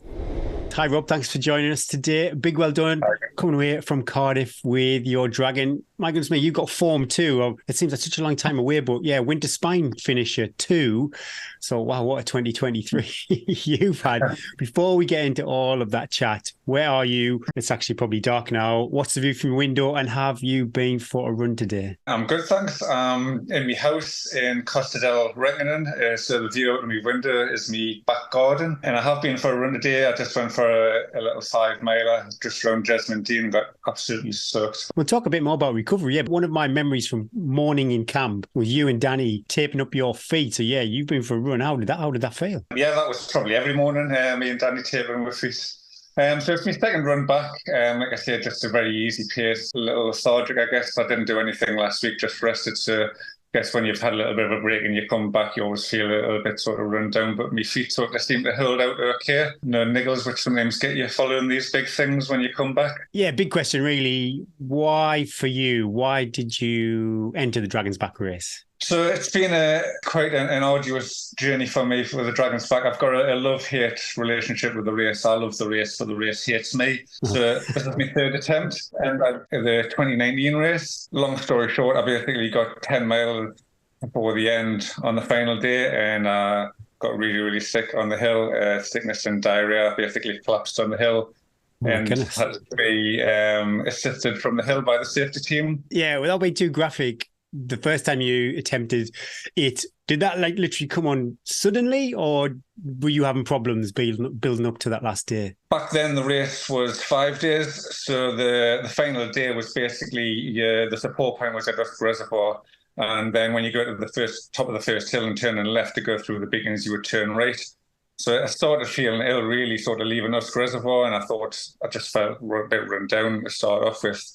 The final day and all that. Then it just got steadily worse on the way up. So yeah, I'll not say the graphic detail, but there was a number of stops. Let's put it that way. Oh, wow. And I just ground to a halt. I couldn't eat anything at all. And then it started raining as well, which was really nice. So there was another couple of runners basically caught up with us. And I couldn't really speak very well at that point in time. So they called race control, told them to stay awake, and they told us to try and keep us going and trying to get us to a road, which I tried for a while, and then basically was just stick again and just collapsed on the ground. So they told us to put us in my bivy bag, which I lay for an hour or so delirious until they sent the safety team out. That gave us a few tablets, one which was something that took the sickness away, and another paracetamol to take my temperature down. So then I basically limped down from the hill to a waiting car and got transported to the end. And then just to add insult to injury, they made us go over the finish line as well. So I had to go over the finish line in dibs, and everyone was clapping and cheering. Hey, you finished! Oh, I know. Rob. Had another go in 2021 because back in those days it was only every 2 years. So 2021 was the next time I could have a chance of doing it. You'll probably remember I had tendonitis in my left knee. So I wasn't in a very good place going into the race. I hadn't really done enough training. I tried to defer, but I left it too late. So basically, I know it was unlikely that I would finish the race, which I didn't. I managed to get through the first day and then timed out on the second day. So I basically just did half day for the rest of it. And then last year, I couldn't really do the race. I clashed with another race that I was doing, Terra. So this year with me, hopefully I was finally going to crack it. Race goals then, was it literally after your few attempts, was it just to finish it, or did you have a kind of time or anything like that in mind? Yeah, my main goal was to finish it. That was the thing. I didn't want to take any risks or any chances because I really didn't want to come back the following year. At one point, I did sort of think, yeah, I'd like to see what I could do in the race as well if things went well. But then when I see in the forecast for the heat, I don't cope with the heat very well. I get really bad cramp. And it just tires out. I'm much better in the cold than I am in the heat. So I made the decision quite early on, really, to just take it back a couple of pegs, not go too fast, just take it really conservatively and just make sure that I get to the end without any issues. And what was your, day one? I think quite a few people I've talked to, it was Trifan was like, oh, wow, this is like a real pressure cooker. Yeah. What was that like for you? Yeah, Trifan was hard. As you know, there was literally no air going up Triffin. The sweat was dripping off my elbows and it was very slow progress. But I managed to avoid cramp going up there.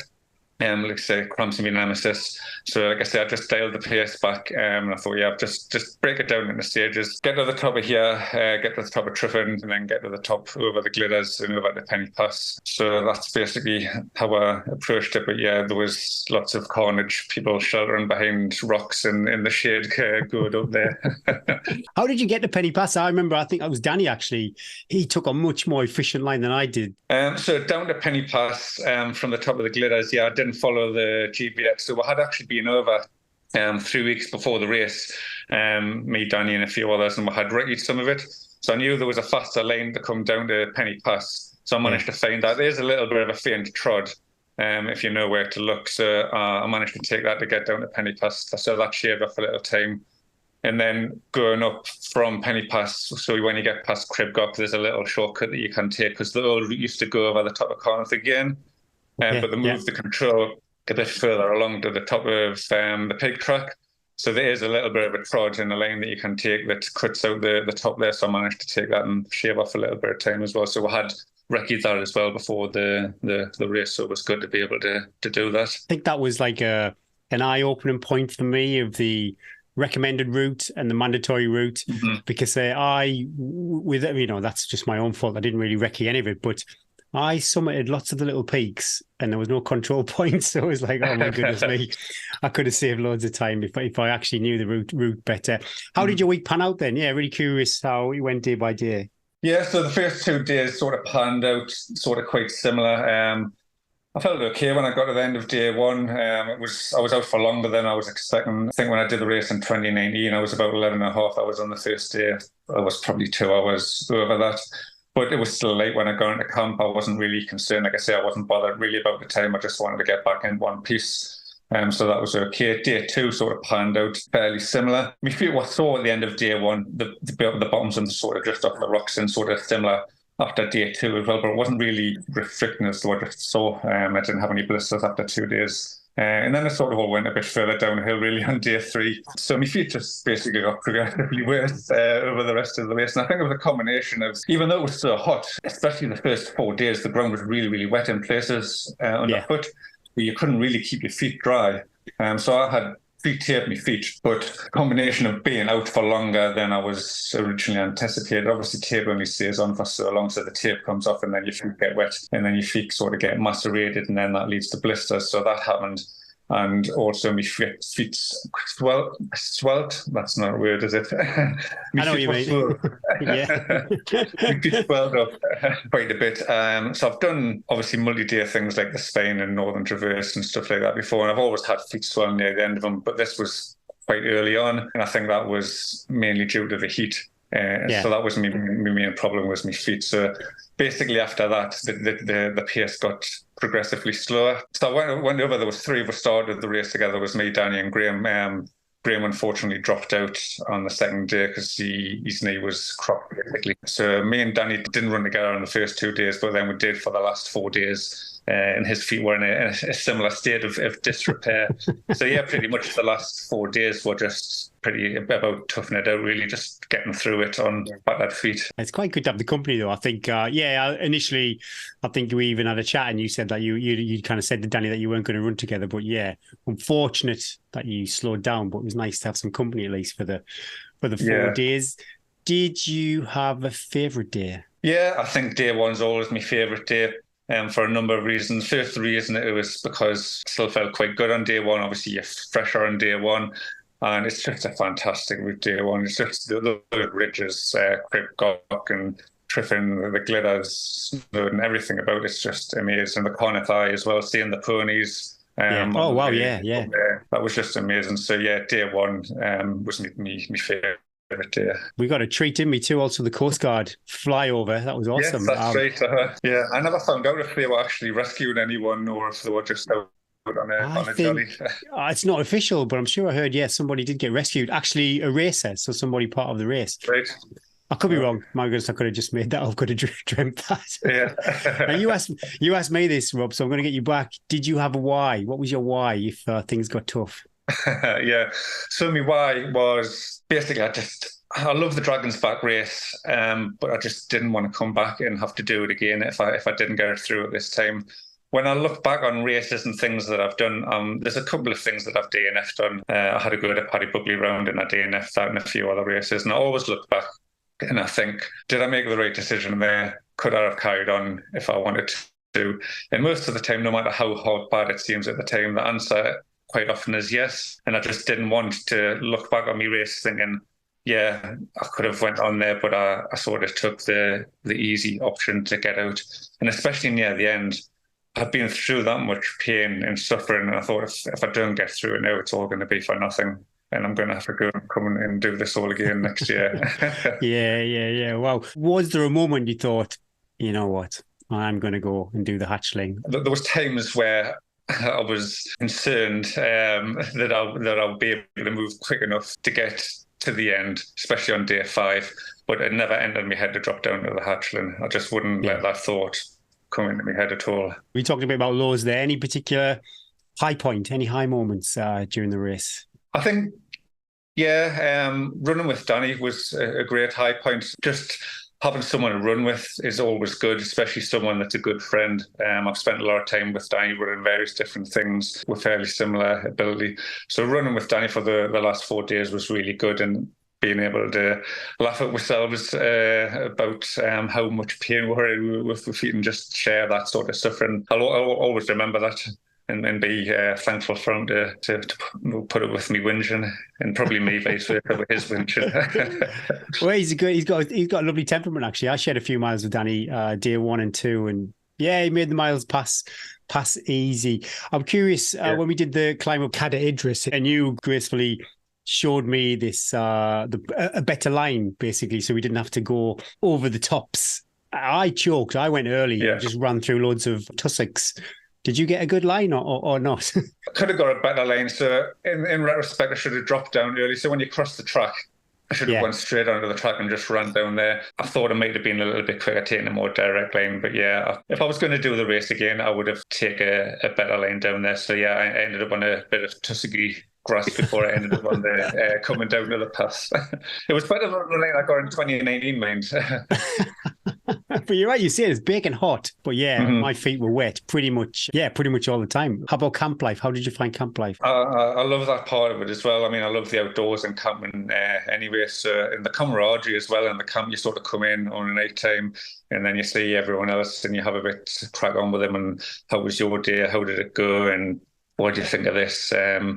Sort of sharing the tent with other people as well. I guess the only things I didn't enjoy about it was, especially sort of towards the end of the week, the smell when I was opening my bag was like opening a chemical weapon by the end of the week. Oh my goodness me, that was not a nice smell. And some of the rivers as well to sort of get down to washed when you sort of got battered feet, and it's quite sort of it's not the easiest thing in the world, is it, getting down a quite steep muddy path covered in nettles and midges to try and then get washed in the river. I think day 5, I was down the river in the dark, and that was the only day actually I think I went to the river in the dark, and that wasn't much fun. I got lost on the way back. I just kept walking down the river. I missed the turn. And do you think, I know you've completed now, do you think you'd ever go back and do it again? Yeah, I mean, I'd never rule it out. There's other things and other races that I want to do around that time of the year.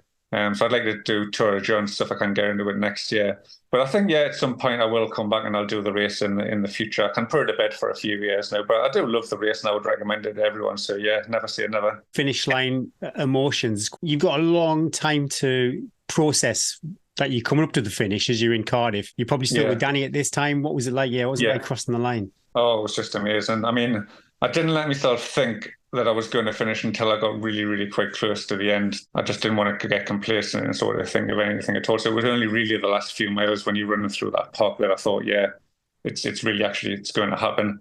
And then you come into the castle and it's just a roller coaster of emotions. You've got everyone in there making loads of noise. You had all the kids sort of lining the barriers, giving you high fives as you're running through. And you've got obviously the tannoy with announcing and all the big screens and that. So it was, after being sort of out in the hills and sort of alone and in nature for so long, it's quite an assault on the senses when you come into that type of environment. But you feel like a rock star. You come into that environment and like you say, the guy with the tannoy and all the people there, it is wild. Have you named your dragon? Yeah, he's called Claws because it felt like he had his claws in his feet for most of the race. Fantastic. I'm just curious, actually. I didn't stay in camp on the Saturday evening. Did you stay in camp then and then travel on the Sunday? Yeah. We got the bus back to Conway and then drove back from Conway. So I got back about 8 o'clock on the Sunday night. Oof, which was another challenge. Oh, goodness me. Fantastic. Yeah, what's coming up in the future? I think I already know the answer to this, but if you don't mind sharing. So I'm off to France, Chamonix on Saturday to fast pack the Tour of Mont Blanc. So that's my initial thing. And then when I come back, I've got the Hotchins relays on the Sunday. And then I've got the Om later in the year. And then the big one for next year is the Arctic Spain in February. Oh wow, that's going to be some trip. And the Om, so who's your team? Who's your team for the Om? So there's a lad called Andy Armand, so he runs for Saltwell. So we did it last year, and we did the big course last year. So we're going to have a go at the A course this year, and it's in Snowdonia as well. So hopefully I might get a little bit of insider knowledge of the hills around there. I'm terrified of the Om. They're supporting the podcast, so I'm super grateful. And I really fancy having a crack at it. But my map reading skills, I think I probably need to do a course, to be honest, to be any use to anybody. How are you reading a map with a compass? Yeah, I mean, I feel reasonably confident. I mean, I grew up from an early age sort of being in the outdoors, and my dad used to take us away on walking holidays. So I learned to sort of read maps at quite an early age, and I've had a fair bit of practice over the years. I guess as confident as you can do with these things. I think the key is just getting out there by yourself and just practicing. That's really how you get better. Obviously, you have lessons, so you learn all the features and little tips and tricks and things like that. But you really get better by getting out there and being lost. And it's called good practice. I'm right in thinking you literally, it's not like a Dragon's Back race where they pitch the camp for you and you turn up and it's all there. You carry everything for the 2 days. Yeah, so all there is at overnight camp is toilets and water. That's it. So you've got to carry everything else, your tent, sleeping equipment, and then that balance of going lightweight and basically being really cold and uncomfortable overnight, but then potentially getting a faster time or taking the kitchen sink and going at a slower pace. So you get people doing both. You get people that are just in it really for the experience. They're not competitive. They want to do it. They'll just walk the whole thing. And then obviously you get the racing snakes in the elite end that are sleeping on a bit of cardboard. I'm looking forward to watching the open tracking or whatever it is they use to track it, because it's quite fascinating. Everybody's different routes. Fun watching people's lanes on there after the event. Awesome. Right, before we let you go, might be quick 4 actually. First question is, okay, it's Groundhog Day. You're waking up. Are you waking up at Edale, freezing cold? You can do the spine race forever for the rest of your life, or you're in Conway and you're going to do the Dragon's Back race and get roasted for the rest of your life? Oh, that's a good one. I'd have to say the Spain, just because I think the Dragon's Back, the race in the series is much more stimulating than the Spain. But if I had to do it forever, I just don't think I could cope with that heat forever. Okay, you could do the Spain. I'll do Dragon's Back race. Yeah.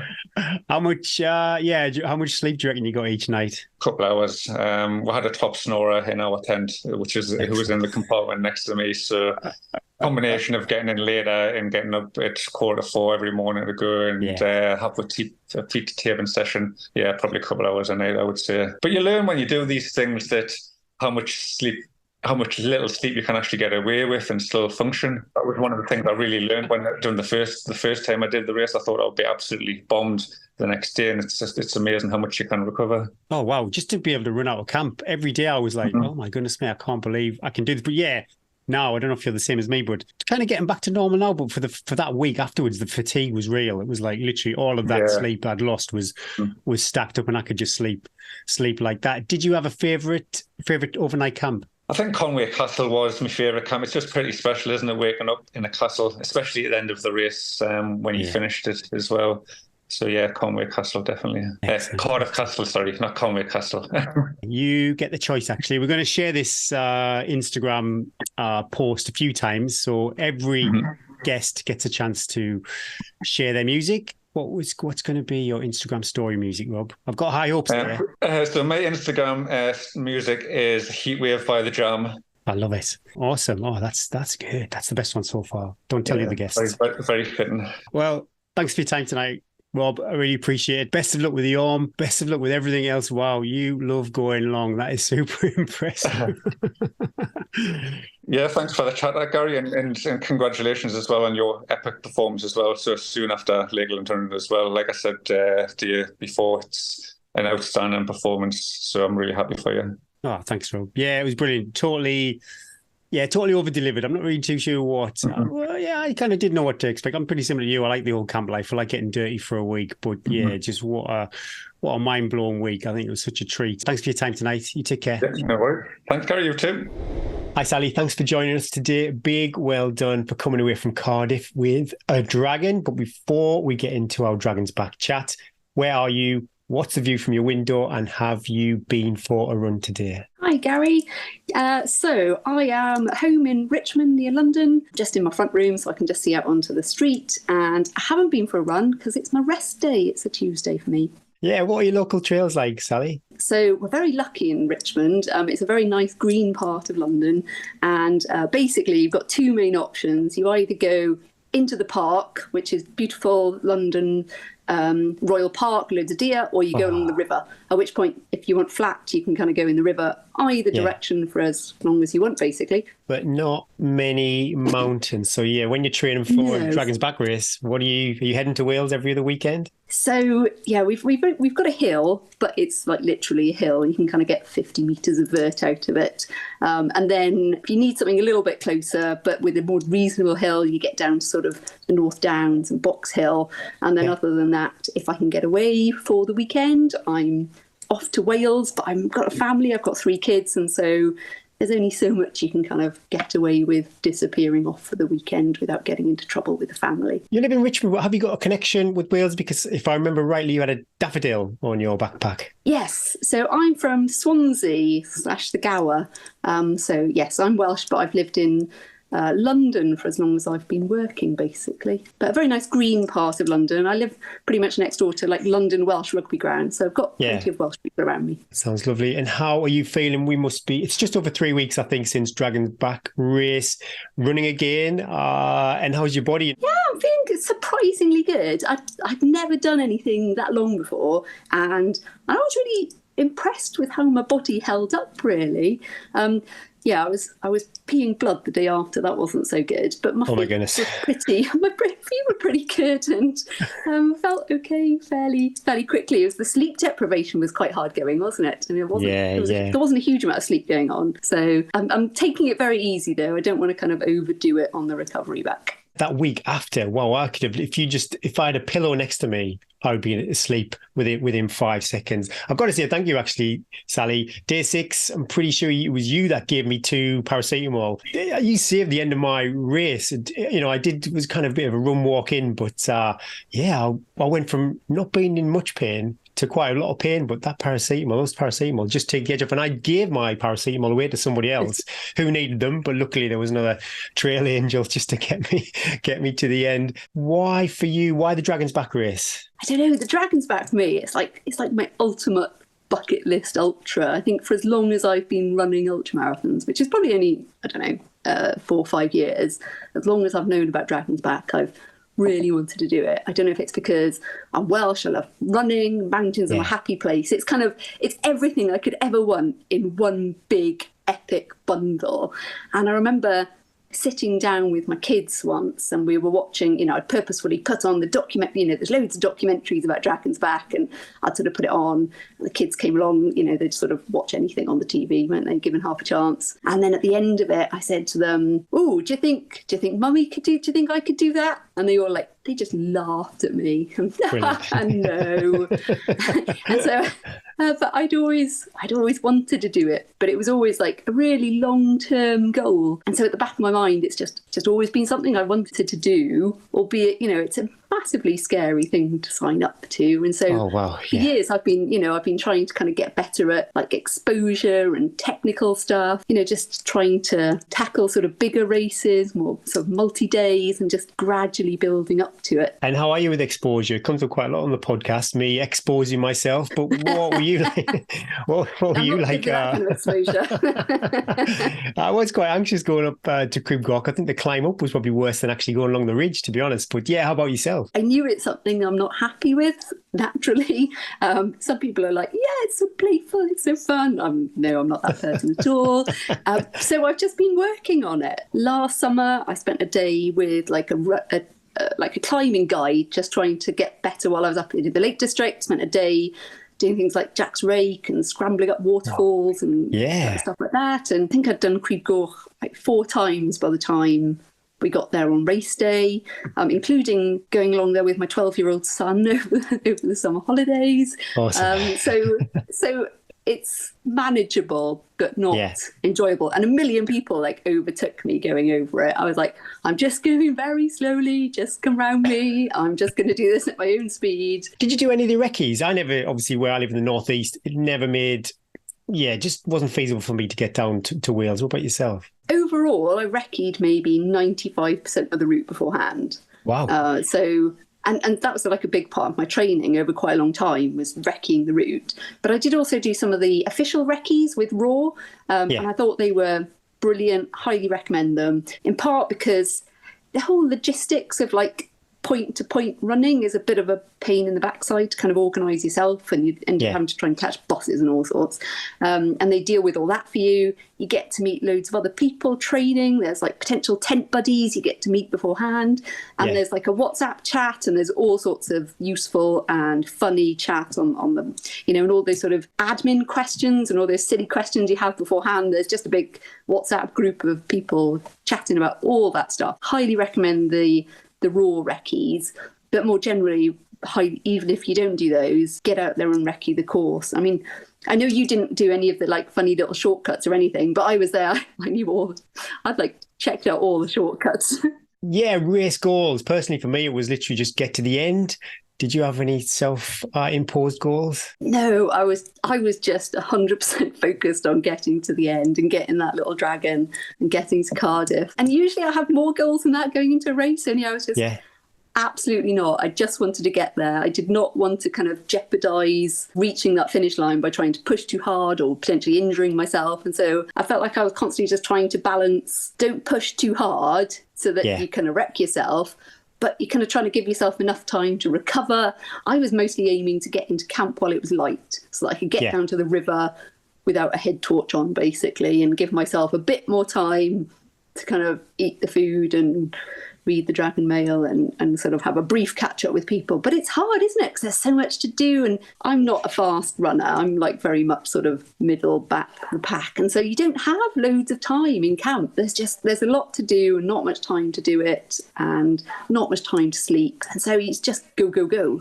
Oh my goodness me, I'd get in and I'd have all these grand plans of relaxing in the social area, having a chat, Dragon Mail, and before I knew it was like 9:30, and I think, oh my goodness me, I've got so much stuff to do. But what time, because to get advantage and to get the maximum light at the end of the day, what time were you thinking about leaving camp in the morning? I was pretty much out at 6 every day. So I was up at 4 and pretty much out at 6, apart from on the final day where I was out at 6:15. I had a friend who accused me of having a lion on my dragon mail. I mean, I didn't have a lion. I just did less admin the day before. I still got up at 4. I just had more admin to do in the morning because it was such a long day, that 5th day. Oh, wow. Just went to bed and thought I'll deal with it in the morning. Obviously, 6 days is quite a lot to cram in. But yeah, how did your week go? I'm curious, how did the days pan out? And also day one, when we all were like, it was a realization like, wow, this is mega hot. I think day one was the toughest day of all because it's the most technical, it's got the most ascent, and it had the least kind of water to kind of cool yourself down as you went along. So I survived day one. I got in while it was still light, but I struggled to eat that evening. You're putting the food in because you need it, but it was not slipping down a treat. I don't think I slept at all that first night. I think I was just lying there and I was so anxious about, oh my Lord, if I can't do another 5 days of this. This is horrendous. How on earth am I going to survive? And I think I didn't sleep a wink with that sort of the enormity of the challenge. I think the whole camp was in shell shock, I think, with such a high DNF rate, and then the people that were still in it thinking, oh wow, five more days of this. And then after that, it just kind of, it undulated. I think my belief levels were at their lowest on Monday night. I think I was probably like 10 to 20% chance of me actually completing this. And then Tuesday, it was the breeze. Oh my Lord, that was windy. It was windy. It was, sort of getting battered around on the tops. But, after that, you kind of felt like, oh, perhaps this is doable after all. And then, I'd have some like lows, especially after lunch. I always had a bit of a low after lunch. And then day 5, because I'm from South Wales, it felt more like home territory. I knew it so much more. I think that sort of familiarity made me feel kind of more comfortable. And you felt like you're on the home stretch. And I think by the time I finished day 5, I was talking to myself on the way back from that river, albeit I got there in the dark, and I was talking to myself out loud because I've clearly got a bit bonkers by that point. And I was like, I'm proud of you, Sal. You got this far. Well done. Oh, awesome. I did feel, we crossed paths quite a few times over the weeks, and I did feel. Me. Well, but I think day 6 I caught you up because I think I started maybe 6:30 or 7:15, but then you left me for dust, and then I caught up with you again. So I thought every time I saw you got progressively stronger day on day. Did you have any tactics for the heat? I know we said day 1 pretty much 0 water, but after that, personally, I would be in every bit of water that didn't look like it was going to make me ill. I think if salt tablets were addictive, I'd have a problem by the end of the week because I was on those every hour. I was like, they were a lifesaver, quite frankly. And the other thing I did a bit differently to a lot of people was I wore arm sleeves. I have like UV arm sleeves, and I made sure I was covered up because if you try and put like suntan cream on top of like when you're all sweaty, it's all a bit yucky and then you forget to redo it. So I had arm sleeves on, which were UV protected, and I'd pour water on them. So that kind of kept me cool and made sure I had my neck covered as well. If I started feeling sick at all, I always had some crystallized ginger. I'd have a bit of a nibble on that just to make sure I could keep on getting the food in, keep on getting the water in. And I carried a lot of water. I always had like a spare water flask. I was generally carrying 3 litres whenever I got to a restock. Oh, wow, okay. Because I don't mind carrying the weight on my back, and I'd rather carry a bit extra and not run out personally. So I quite often had like a spare 500 mils when I got into a water point, just because I was so cautious about making sure I had enough water with me. And every time you pass a stream, you like douse yourself, don't you? And throw it over yourself as much as possible. So. That was return for effort. To get yourself in a cool bit of water was just the best thing. Do you have a filtration system on your bottles? I just rolled the dice with every water source. I didn't have one. What about yourself? No, I do carry one just as a matter of course, but actually I never needed it because I just stocked up and carried a shed load on my back from every water stop. But and the water stop guys, they were absolute legends, weren't they? Well, I thought it was just, because we all had that option of stopping for half an hour at every of the control points, and that really just allowed you to absorb the energy from those places. And I thought it was a real nice touch, especially when you had a bit of shade. Sometimes, was it day 5? There was no shade. I think I was chomping down on a fried egg sandwich from the cafe on the side of the road there. But when you had a bit of time just to I don't know, just to soak it up. It was great. The other athletes were leaving and coming. I think one day I saw the hatchling leave. I think that was day 6, actually. Yeah, really, really nice day. Did you go in any shops? I'm really curious. I didn't go in one, but didn't go in one. No, I did. I had a delicious strawberry tart from the bakery in Llandovery. That really hit the mark. Because I was there eyeing up various pastries, and I thought, they're going to be a bit dry, a bit difficult to like get down. Whereas, a nice strawberry tart, thin, crispy pastry, a bit of custard, a bit of strawberries. It's slipped down an absolute treat. That sounds sensational. And then I had some coconut Calippo from Co-op. Oh, yeah, I think I saw all use like Bolt It for the Co-op. And I don't know why, but just like a massive idiot. I just thought, no, I'm not going down there. Not going down there. Did you have a favourite day? I've wrestled with this. I'm not really too sure what my favourite day was. Maybe for me, day 1, even though it was really, really tough and hot. I think for me, it was probably day 5, because by that point, it felt like I was nearly on the home straight. I was in familiar territory, and just so often, and like on my recce's or generally in Wales, you're usually up in the cloud, and there are all these views that I just hadn't seen for years or never seen at all, because you don't normally get to see any of it, and so it was so good to like be able to see all the views. We've probably seen more of Wales than most Welsh people.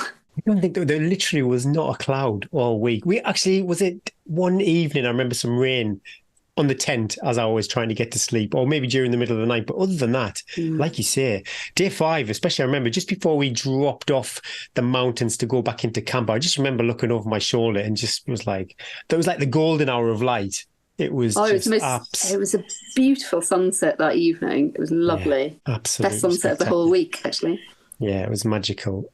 Highs and lows. So I have to say highs, probably the people and the views. I mean, the volunteers were amazing, weren't they? The whole team Aurea put together. It felt like one big family willing you on and doing everything in their power to kind of keep you going. And, and the other runners and your tent buddies, all that kind of stuff. It's such a nice atmosphere and like-minded people together, and those views for days and days in all directions. They were amazing. In terms of lows, I have to my silly one, apart from like my first night drama of being completely stressed out by the event, was, so I don't know if you did this, but did you have all your stuff in like Ziploc bags? Just kind of, I had all the food, day 1 half, day 1 second yeah. Well, half, my little freezer bags, but day. yeah. Yeah. Okay. Well, I put them all in Ziploc bags. And I was so sleep deprived. I'd be like, okay, I need to open up the Ziploc bag now to get it out. And I'd like zip it. And then I'd be like, oh no, I've closed it. I was like, is this what it's going to be like, me being an old person, just like zipping the Ziploc bag back and forth, being like, I can't get in. That was on the silly side. That was probably one of my lows, just being unable to get anything out of a Ziploc bag because I was so sleep deprived. I saw some guy, oh my goodness, I'm blanking on his name. I feel really bad now. His kind of pop that he had in his support bag for the support points, it exploded inside his bag, and I saw a picture of him. James, James, and he was drinking out of his bag. I was thinking, oh my God, I feel so sorry for that guy. Did you ever think about dropping down to the hatchling? Nope. I was all in, gunning 100% for Cardiff and the Baby Dragon. Yes, all in. I love it. Never a doubt. I don't know about you. It's just like single-minded. I've been working towards this for like years. It would have had to have taken something. I would have had to have got timed out or basically injured and unable to run. Like I mentioned earlier about the paracetamol, I really don't think I could have done day 7. So it was perfectly timed 6 days of running. So yeah, if it was a day 7, then I would have had to fall back on some why I was there, what was motivating me to do this event. But I think I mentioned in the podcast earlier, I didn't really have a strong why apart from like a personal a personal challenge. So luckily the wheels didn't fall off and I didn't have to push into it. I'm curious with your tent, did all of your tent mates stay on the full course, or did you have a mixture of hatchlings, and how did that evolve? Because a hatchling obviously can have a bit of a lie-in so they can go to bed later. What was that like in your tent? Oh, we had a lovely tent number 2, the ladies' tent.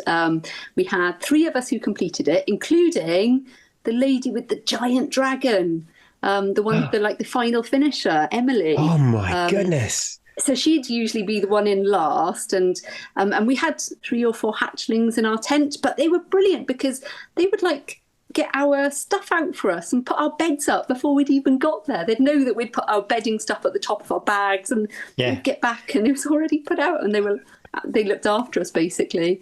So it was lovely. And I have to say a shout out to like Clarice, who sometimes I'll be like, Clarice, I need a hug. And I'm like, oh, but I'm a bit sweaty. She's like, don't worry about it. Come here and have a hug. Yeah, I was a bit apologetic. I took a few people and I was like, yeah, but I'm a bit minging. Sure, it's okay. They're like, yeah. Everyone's a bit minging. It's Dragon's Back. It's all just part of the journey. Was the race what you expected? And would you do it again? So apart from, baking hot, because I mean, you never expect that from Wales, do you?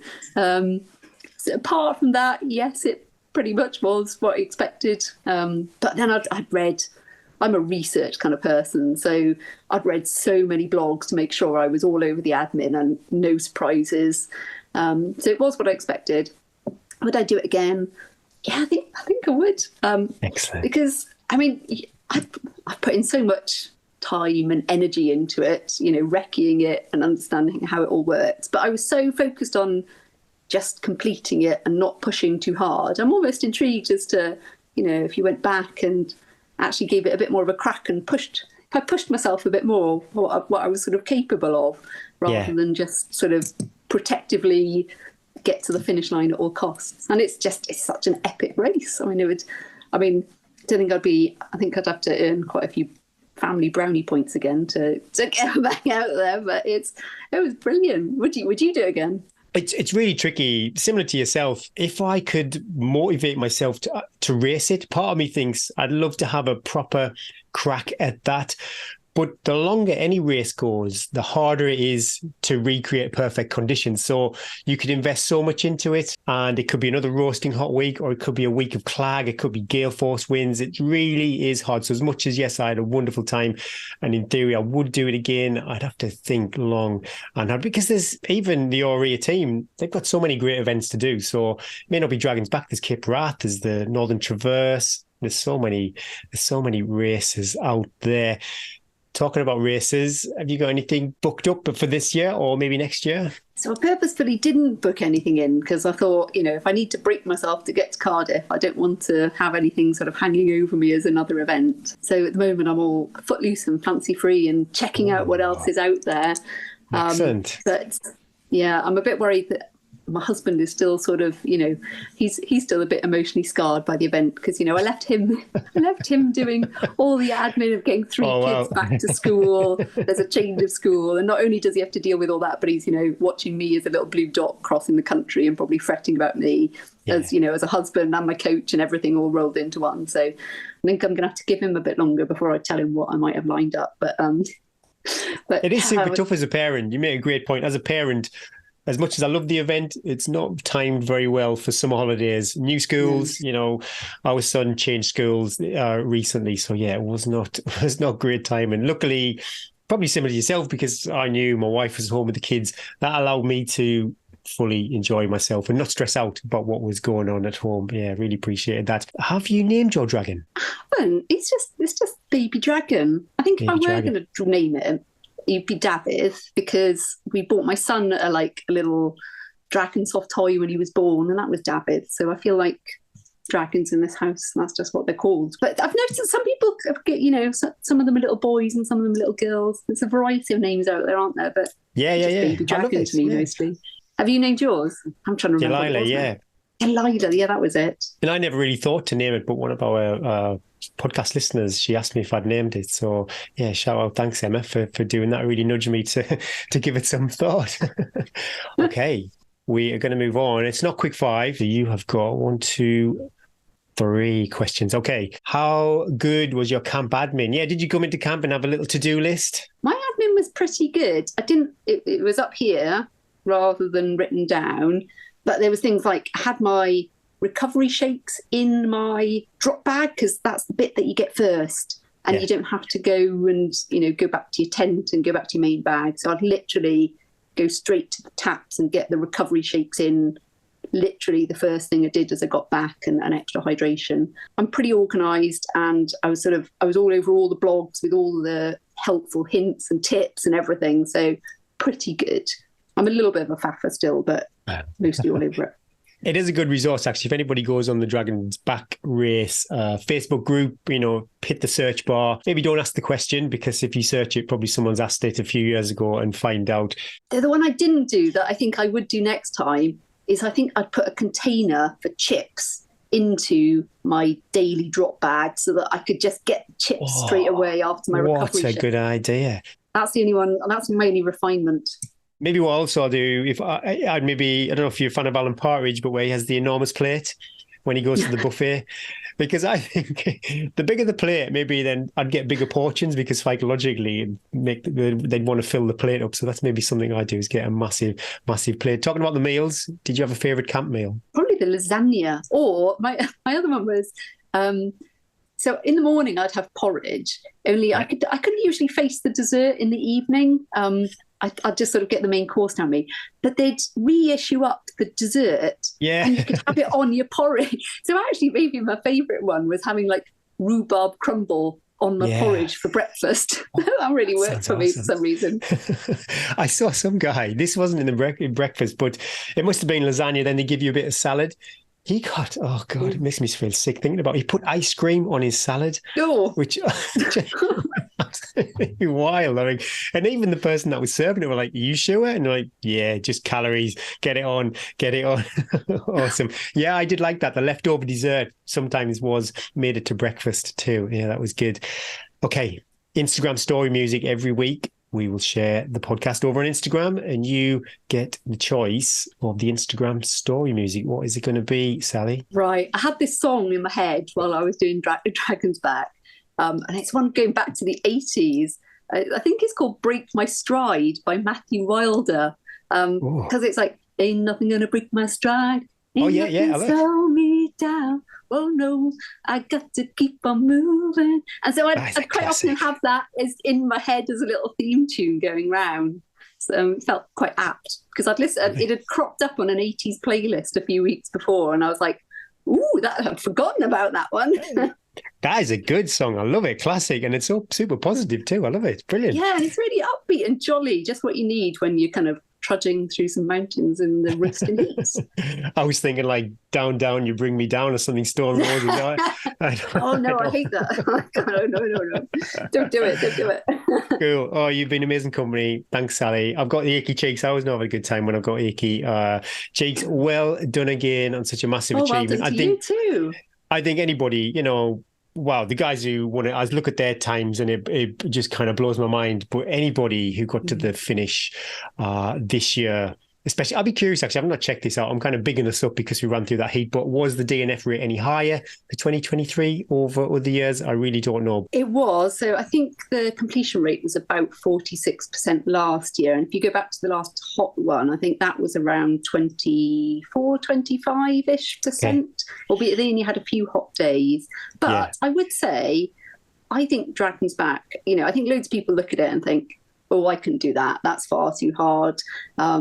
But I'm just an ordinary runner. I've kind of just worked my way there gradually. I'm not a high mileage runner. I probably only do 60k a week. I don't do silly mileage. So ordinary people can genuinely work their way towards it and complete it if they just kind of have a bit of focus and determination. Awesome. Well, thanks for your time tonight, Sally. You take care, and bask in the glory of being a dragon.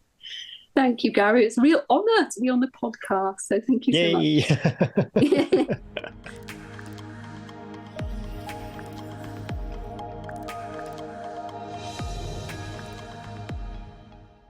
Yeah, I did fly solo. I do not like flying solo. I think there's a couple of things. You were super busy and it was a Wednesday, which is a write-off for you. But I really don't like flying solo. There's a disturbance in the force, Eddie, when you are not around. I thought of you as I was driving. Well, you know how stressed I get. So, yeah. And also for our listeners, I do think I've looked back on when we used to do Run of the Hills, there was quite a few interviews that we did separately. But I just love, I just love the energy when there's two of us and maybe one or multiple guests. We love the bants. It's all about the bants, Gary. But thanks, guys. I really enjoyed catching up all of those guests I shared some time with during the week. So it was great just to relive and stretch out that Dragon's Back love.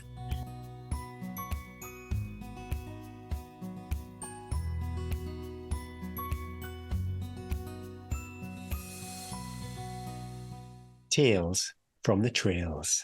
First off in Tales from the Trails, we pop over to Strava. We have got so many members in our Strava club. I think it was like 1,400 or 1,500. So loads of people over there crushing it.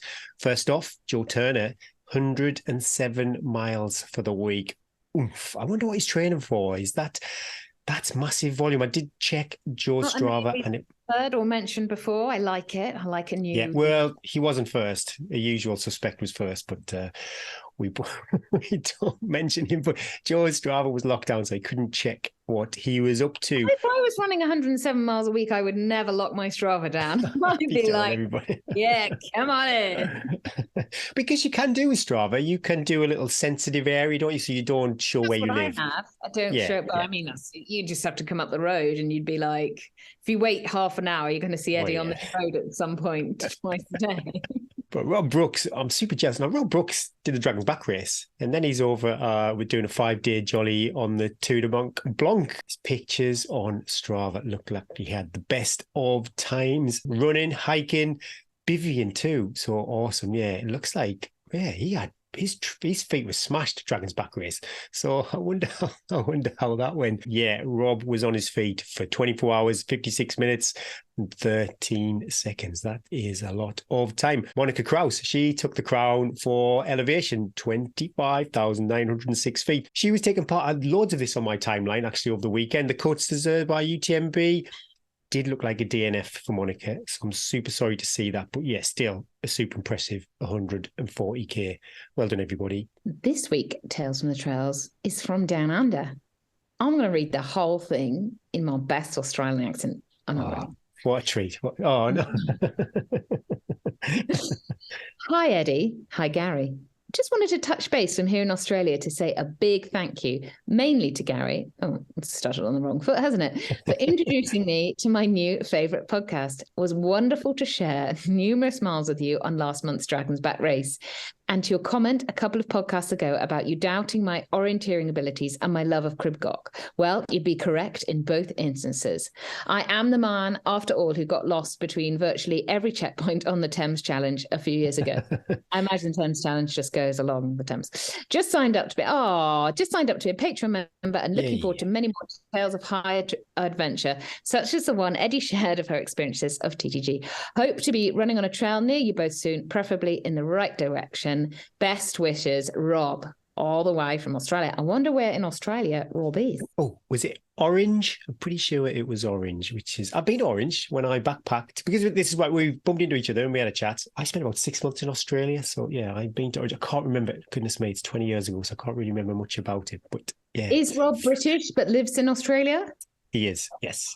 We've gone deep into this now, haven't we? Oh, well, thank you for sending the lovely messages, and thank you for putting up with Gary. I'm so sorry if he actually forced you to download multiple podcasts, because he smoked me at the end. I didn't see him. I think day 6 maybe was day 5 was the last day I saw him. But super strong athlete. And thanks, Rob. I think I did mention a couple of weeks ago I got a bit emotion in Costa Coffee over my flat white, and it was your picture that triggered me. Actually, us sitting together at the checkpoint. So for you to connect, it really made my day yesterday when I saw that email. We love reading out your stories and messages. So if you have a Tales from the Trails, please send it to hello@tntrails.com. If sending an email seems a bit too much torturous, too much worky, feel free, just slip into our DMs on Instagram, Strava, whatever.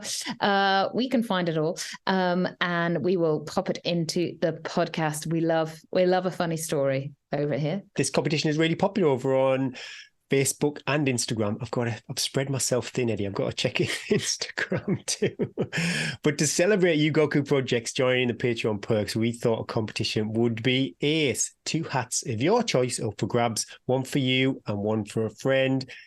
It must be super simple because people are taking part. But just like children, keep the instructions super simple, number them, have a tick list. have a It's normally shower, one job. I normally give my go kids one back. job. Yeah, I think I'm learning this as a parent of teenagers. Like their brains seem to not be able to cope with more than one or maybe two instructions. When they're younger, when they're younger, they can follow a list. As they get older, they're like, "What? So what? Distractions, did you isn't it?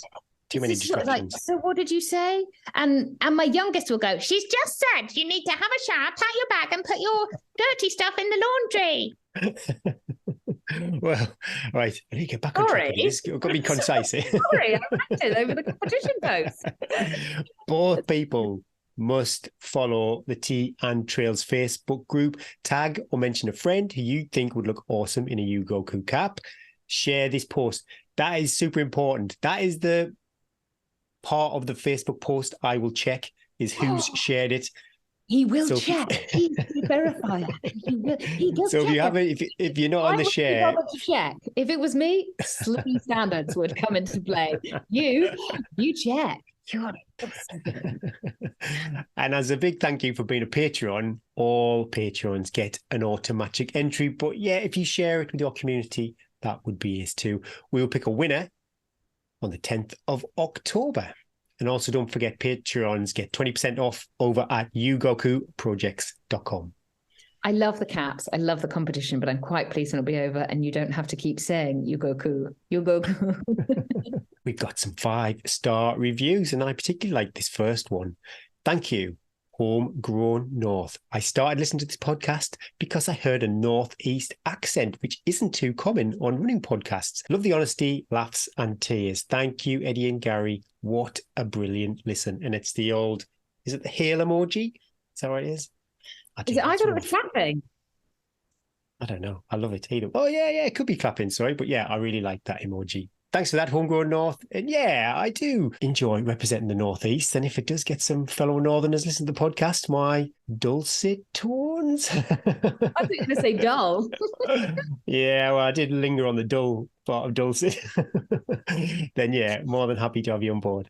Late to the show, but not disappointed. Oh, well, that's lucky. MP Albie. Well, it starts with a well. Well, my original introduction to the show was through my running coach, Jack Scott, and having to tune in just to listen to Jack. I found the structure of the show confusing.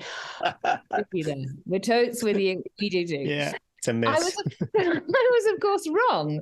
As having gone back to the start, Eddie and Gary have invited us into their lives and virtual front room where they take us through the amazing high, the glorious low, with a bit of blue for the parents along the way.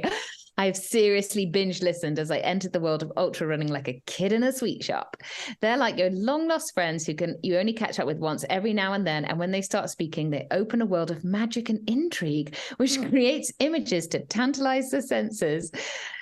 Love the post-spine episode, as that is my dream expedition. We'll be sad when the goodness me, not more. I have to wait for my next. I love the way we tantalize the senses. Chafing, puking. These senses are low blow. Thank you. Thanks. Sorry. I do wonder if sometime, how do we get new listeners? Because if you jump onto the podcast, we presume we're just talking to people that we've known for years. So we just start talking, going, "Oh, do you remember last week I said this?" And blah blah blah blah blah. So I can imagine that if you started listening, you'd be like, I'm not invested in these two. I love it though. When I find a podcast and I really enjoy it, I'll go back and binge. Me too. Then we hear quite often when you catch up, it's like, no, I've got to wait every week. I have 2 or 3 that I just love. I invest so heavily, and I tell Bryn all about these people that he really has no interest in. And I love it. I look for it makes it run oh yes, a couple of them do 2 episodes a week, which I love. Goodness me. Imagine that. Yes, don't suggest that to him. He'll be on it. I've bought a special bit of teleprompting to Yeah, I bought you a teleprompter, Eddie. Imagine Wouldn't follow it, Gary. Wouldn't follow it. No one's going to tell me what to say. Nobody scripts Eddie. It's like Dirty Dancers, when nobody puts, I can't remember the lady's name, but nobody puts her in the corner. I was thinking about it. I was wondering if my older kids were old enough to watch Dirty Dancing. Would they get it? Would they enjoy it? Everybody loves Dirty Dancing. Do they? I'm more. I don't know. Maybe I need to I watch get it. goosebumps when they do the dance at the end and he picks Oh, her and they up. do and I so wanted to be her in the like little leotard and the leggings. I think probably all the kids would watch it because my youngest she wouldn't have a clue what was going on. She'd just like dancing.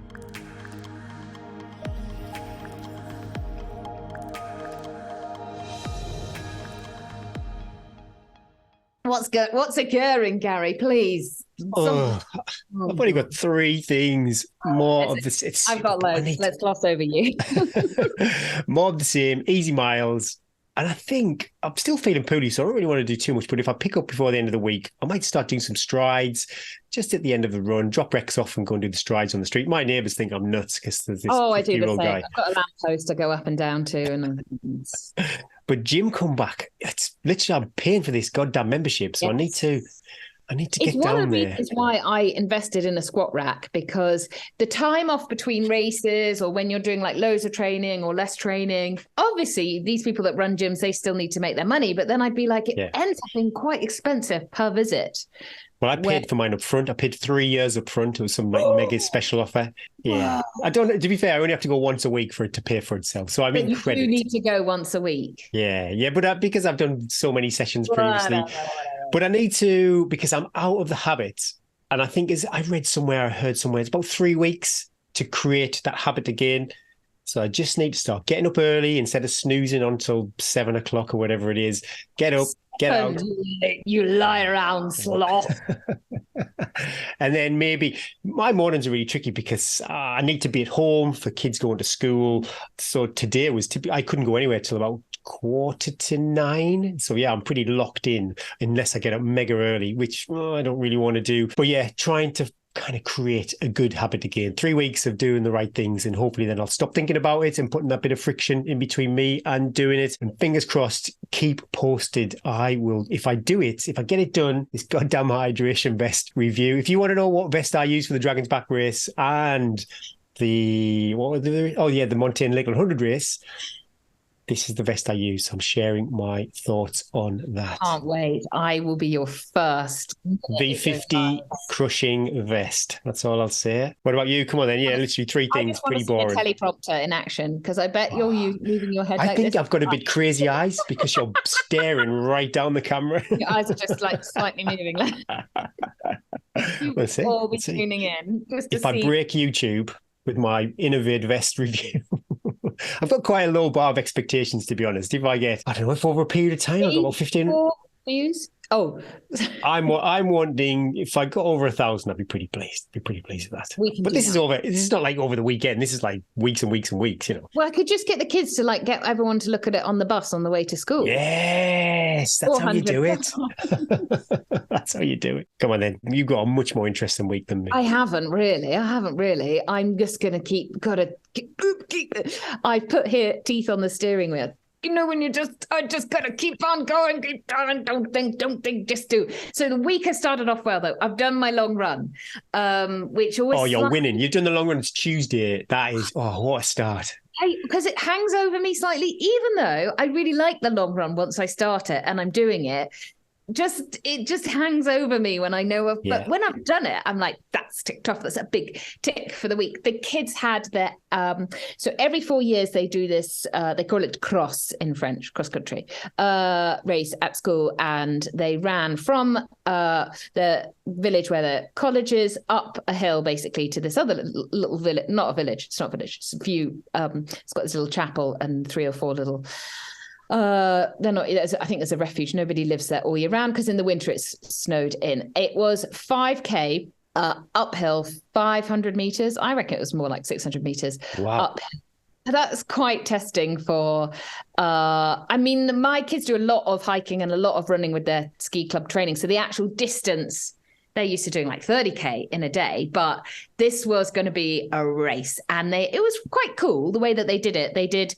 You could choose, you could walk it or run it, which I thought was really cool. So you like if you didn't want to run, can you imagine that in England and across country, school cross country? It's like, if you didn't want to run, you could just go with your mates, and they chose the charities that they were going to support, and you put what time you were going to do it in. And if you did it quicker, then it was all about, and they'd spent their like PE lessons working out what speed they thought, if they're going to run it, what speed they thought that they could run it in. They'd done like all this sort of maths. And then you did the sponsorship according to like, if I do it in this speed, will you pay me this? Oh, I love it. Yeah. It was cool. Anyway, but of course, being children of me, they were gunning for it. I was slightly like, I've created these monsters. The day before, they were getting out all my different like race disciplines, and they needed to innovate. They were getting all their vests out, trying all this different bottle combination. I was like, this is going to take you, if you've swindled me into all this sponsorship money, between 35 and 40 minutes. I don't think you need anything at all. Oh no, they were in my fuel, getting out the Velo Forte shots and the jelly babies and water. Anyway, there was a lot protein of shakes. It was, and I got quite nervous for them because they were like really invested in this, and they got up, they were having like their breakfast, and it was a whole day thing. So they were all running up. A van was taking all their bags up, and then they were stopping. There was like a band playing at the top, and then they were all having their picnic lunch up there, and then they were all walking down together as a school back down again. So it was quite a big day out. Oh, I want to do this, dear. This sounds amazing. I think some of them found it amazing, and obviously some of them were like, it was the worst day of their life. So I decided I'd combine my long run, running over there, 10 miles over, and running back again. And I took a picnic lunch because I thought it's quite good practice, eating, stopping, and then having to restart again when you're like, stiff and tired and you don't want to. So I did that as part of it. Watched oh my gosh, I've said this before on the podcast, but watching my kids do sport is one of my biggest life joys, is seeing them destroy themselves. But do they enjoy you? Do they enjoy seeing you? So you could volunteer. You could run with your child if you wanted to. That was a big no, mum, no. Which I was really pleased at, because there's no way I would keep up in the first 100 meters. No way.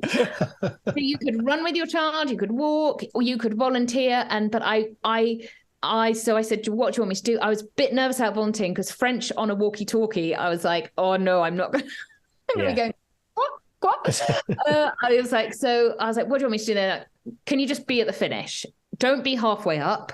Can you be at the finish so you can see us finish? So I was like, okay, simple instructions. I can do that. So that's what I did. I ran to the finish, and then I jogged. I got there a bit early because I plotted the route on Strava, and it said it'll take you an hour and 48 minutes, and it took me an hour and 18 minutes. So it was lying to me, or else I just ran with else. It was mainly because it was downhill, mainly all the way. And so I jogged down, and as I was jogging down the track, I was thinking, it's really steep.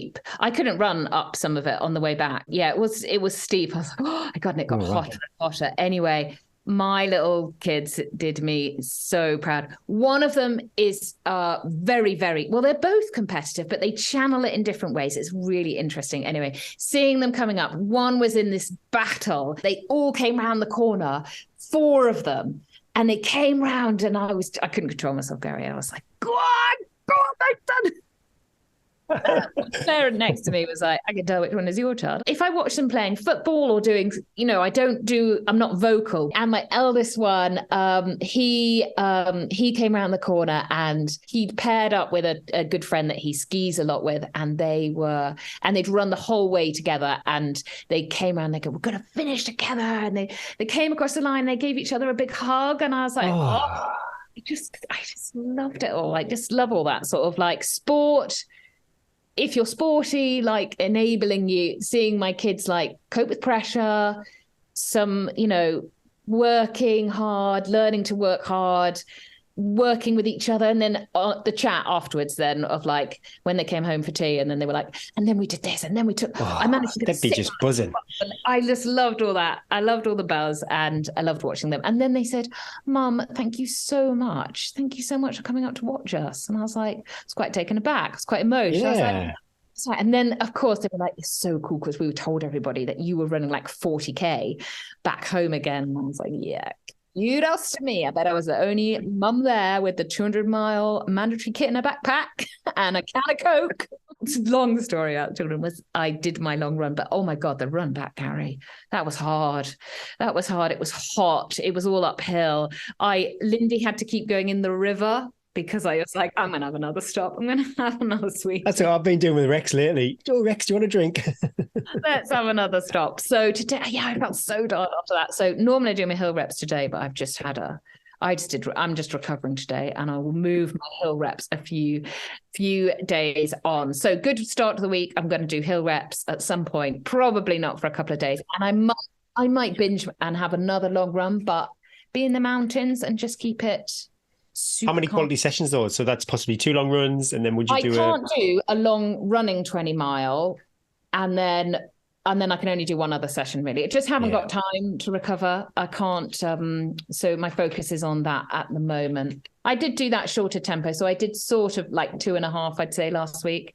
And the 3 times 10 minutes. So that was still. It's good. So another couple of weeks before recovery week. But I feel we're heading in the right direction, Gary. All the time I'm having the fear, I need to do you proud at this race. All the time I'm like, Gary's coming down, he's coming up all this time. I've got to get to the start line as fit as I can. So when I get that, like, I can't be bothered with the second run or the recovery run, I'm like, nope, you've got to be as... that's what makes a difference, doesn't it? Getting out there and doing it. Get out and do it. You think that too at the gym. I don't need to worry about that just yet, though. I need to give myself a bit of grace. You do. I don't want flabby Gary crewing here. Flabby Gary. We are done for another week. Hopefully you enjoyed the show. If you did, please take a look at Patreon. Honestly, Gary, it blows my mind when you give me the Patreon stacks that people invest in us. But honestly and truly, it does make such a difference. It's like having our own little cheerleading squad. You know that minute when you're on the trail and you've been on the trail for hours by yourself and you haven't seen anybody, and then you start seeing people along the way, and you know that the checkpoint can't be far because people have walked out. And I was like, well, it must be like patrons are always just, you're doing great, Gary and Eddie, just keep it up, we like what you're doing. Thanks to our partners and all our patrons, new and old. Be kind to your future self. Don't forget to like, subscribe, follow, and give us a share. Tell your mates, tell your running buddies. In fact, just about tell everyone. Tell lady at the checkout, go at petrol station, families in Nando's. Just do it. Just tell everybody. Just jump on their phone, get to Spotify, and just click follow. They won't mind. People don't mind that, do they? Tell randoms on the trails. I do that all the time. Enter a race and tell everybody I co-host a podcast. You should check it out.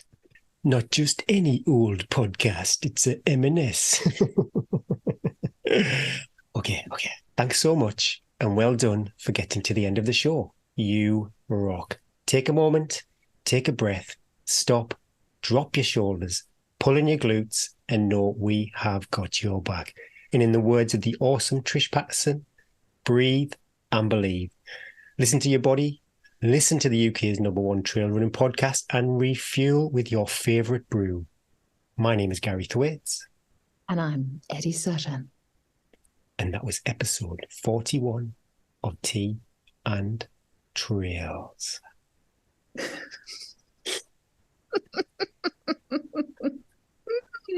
You better when you read it like that, Gary. I think this could be your new style. I mean, it gave me a little bit of the shudders.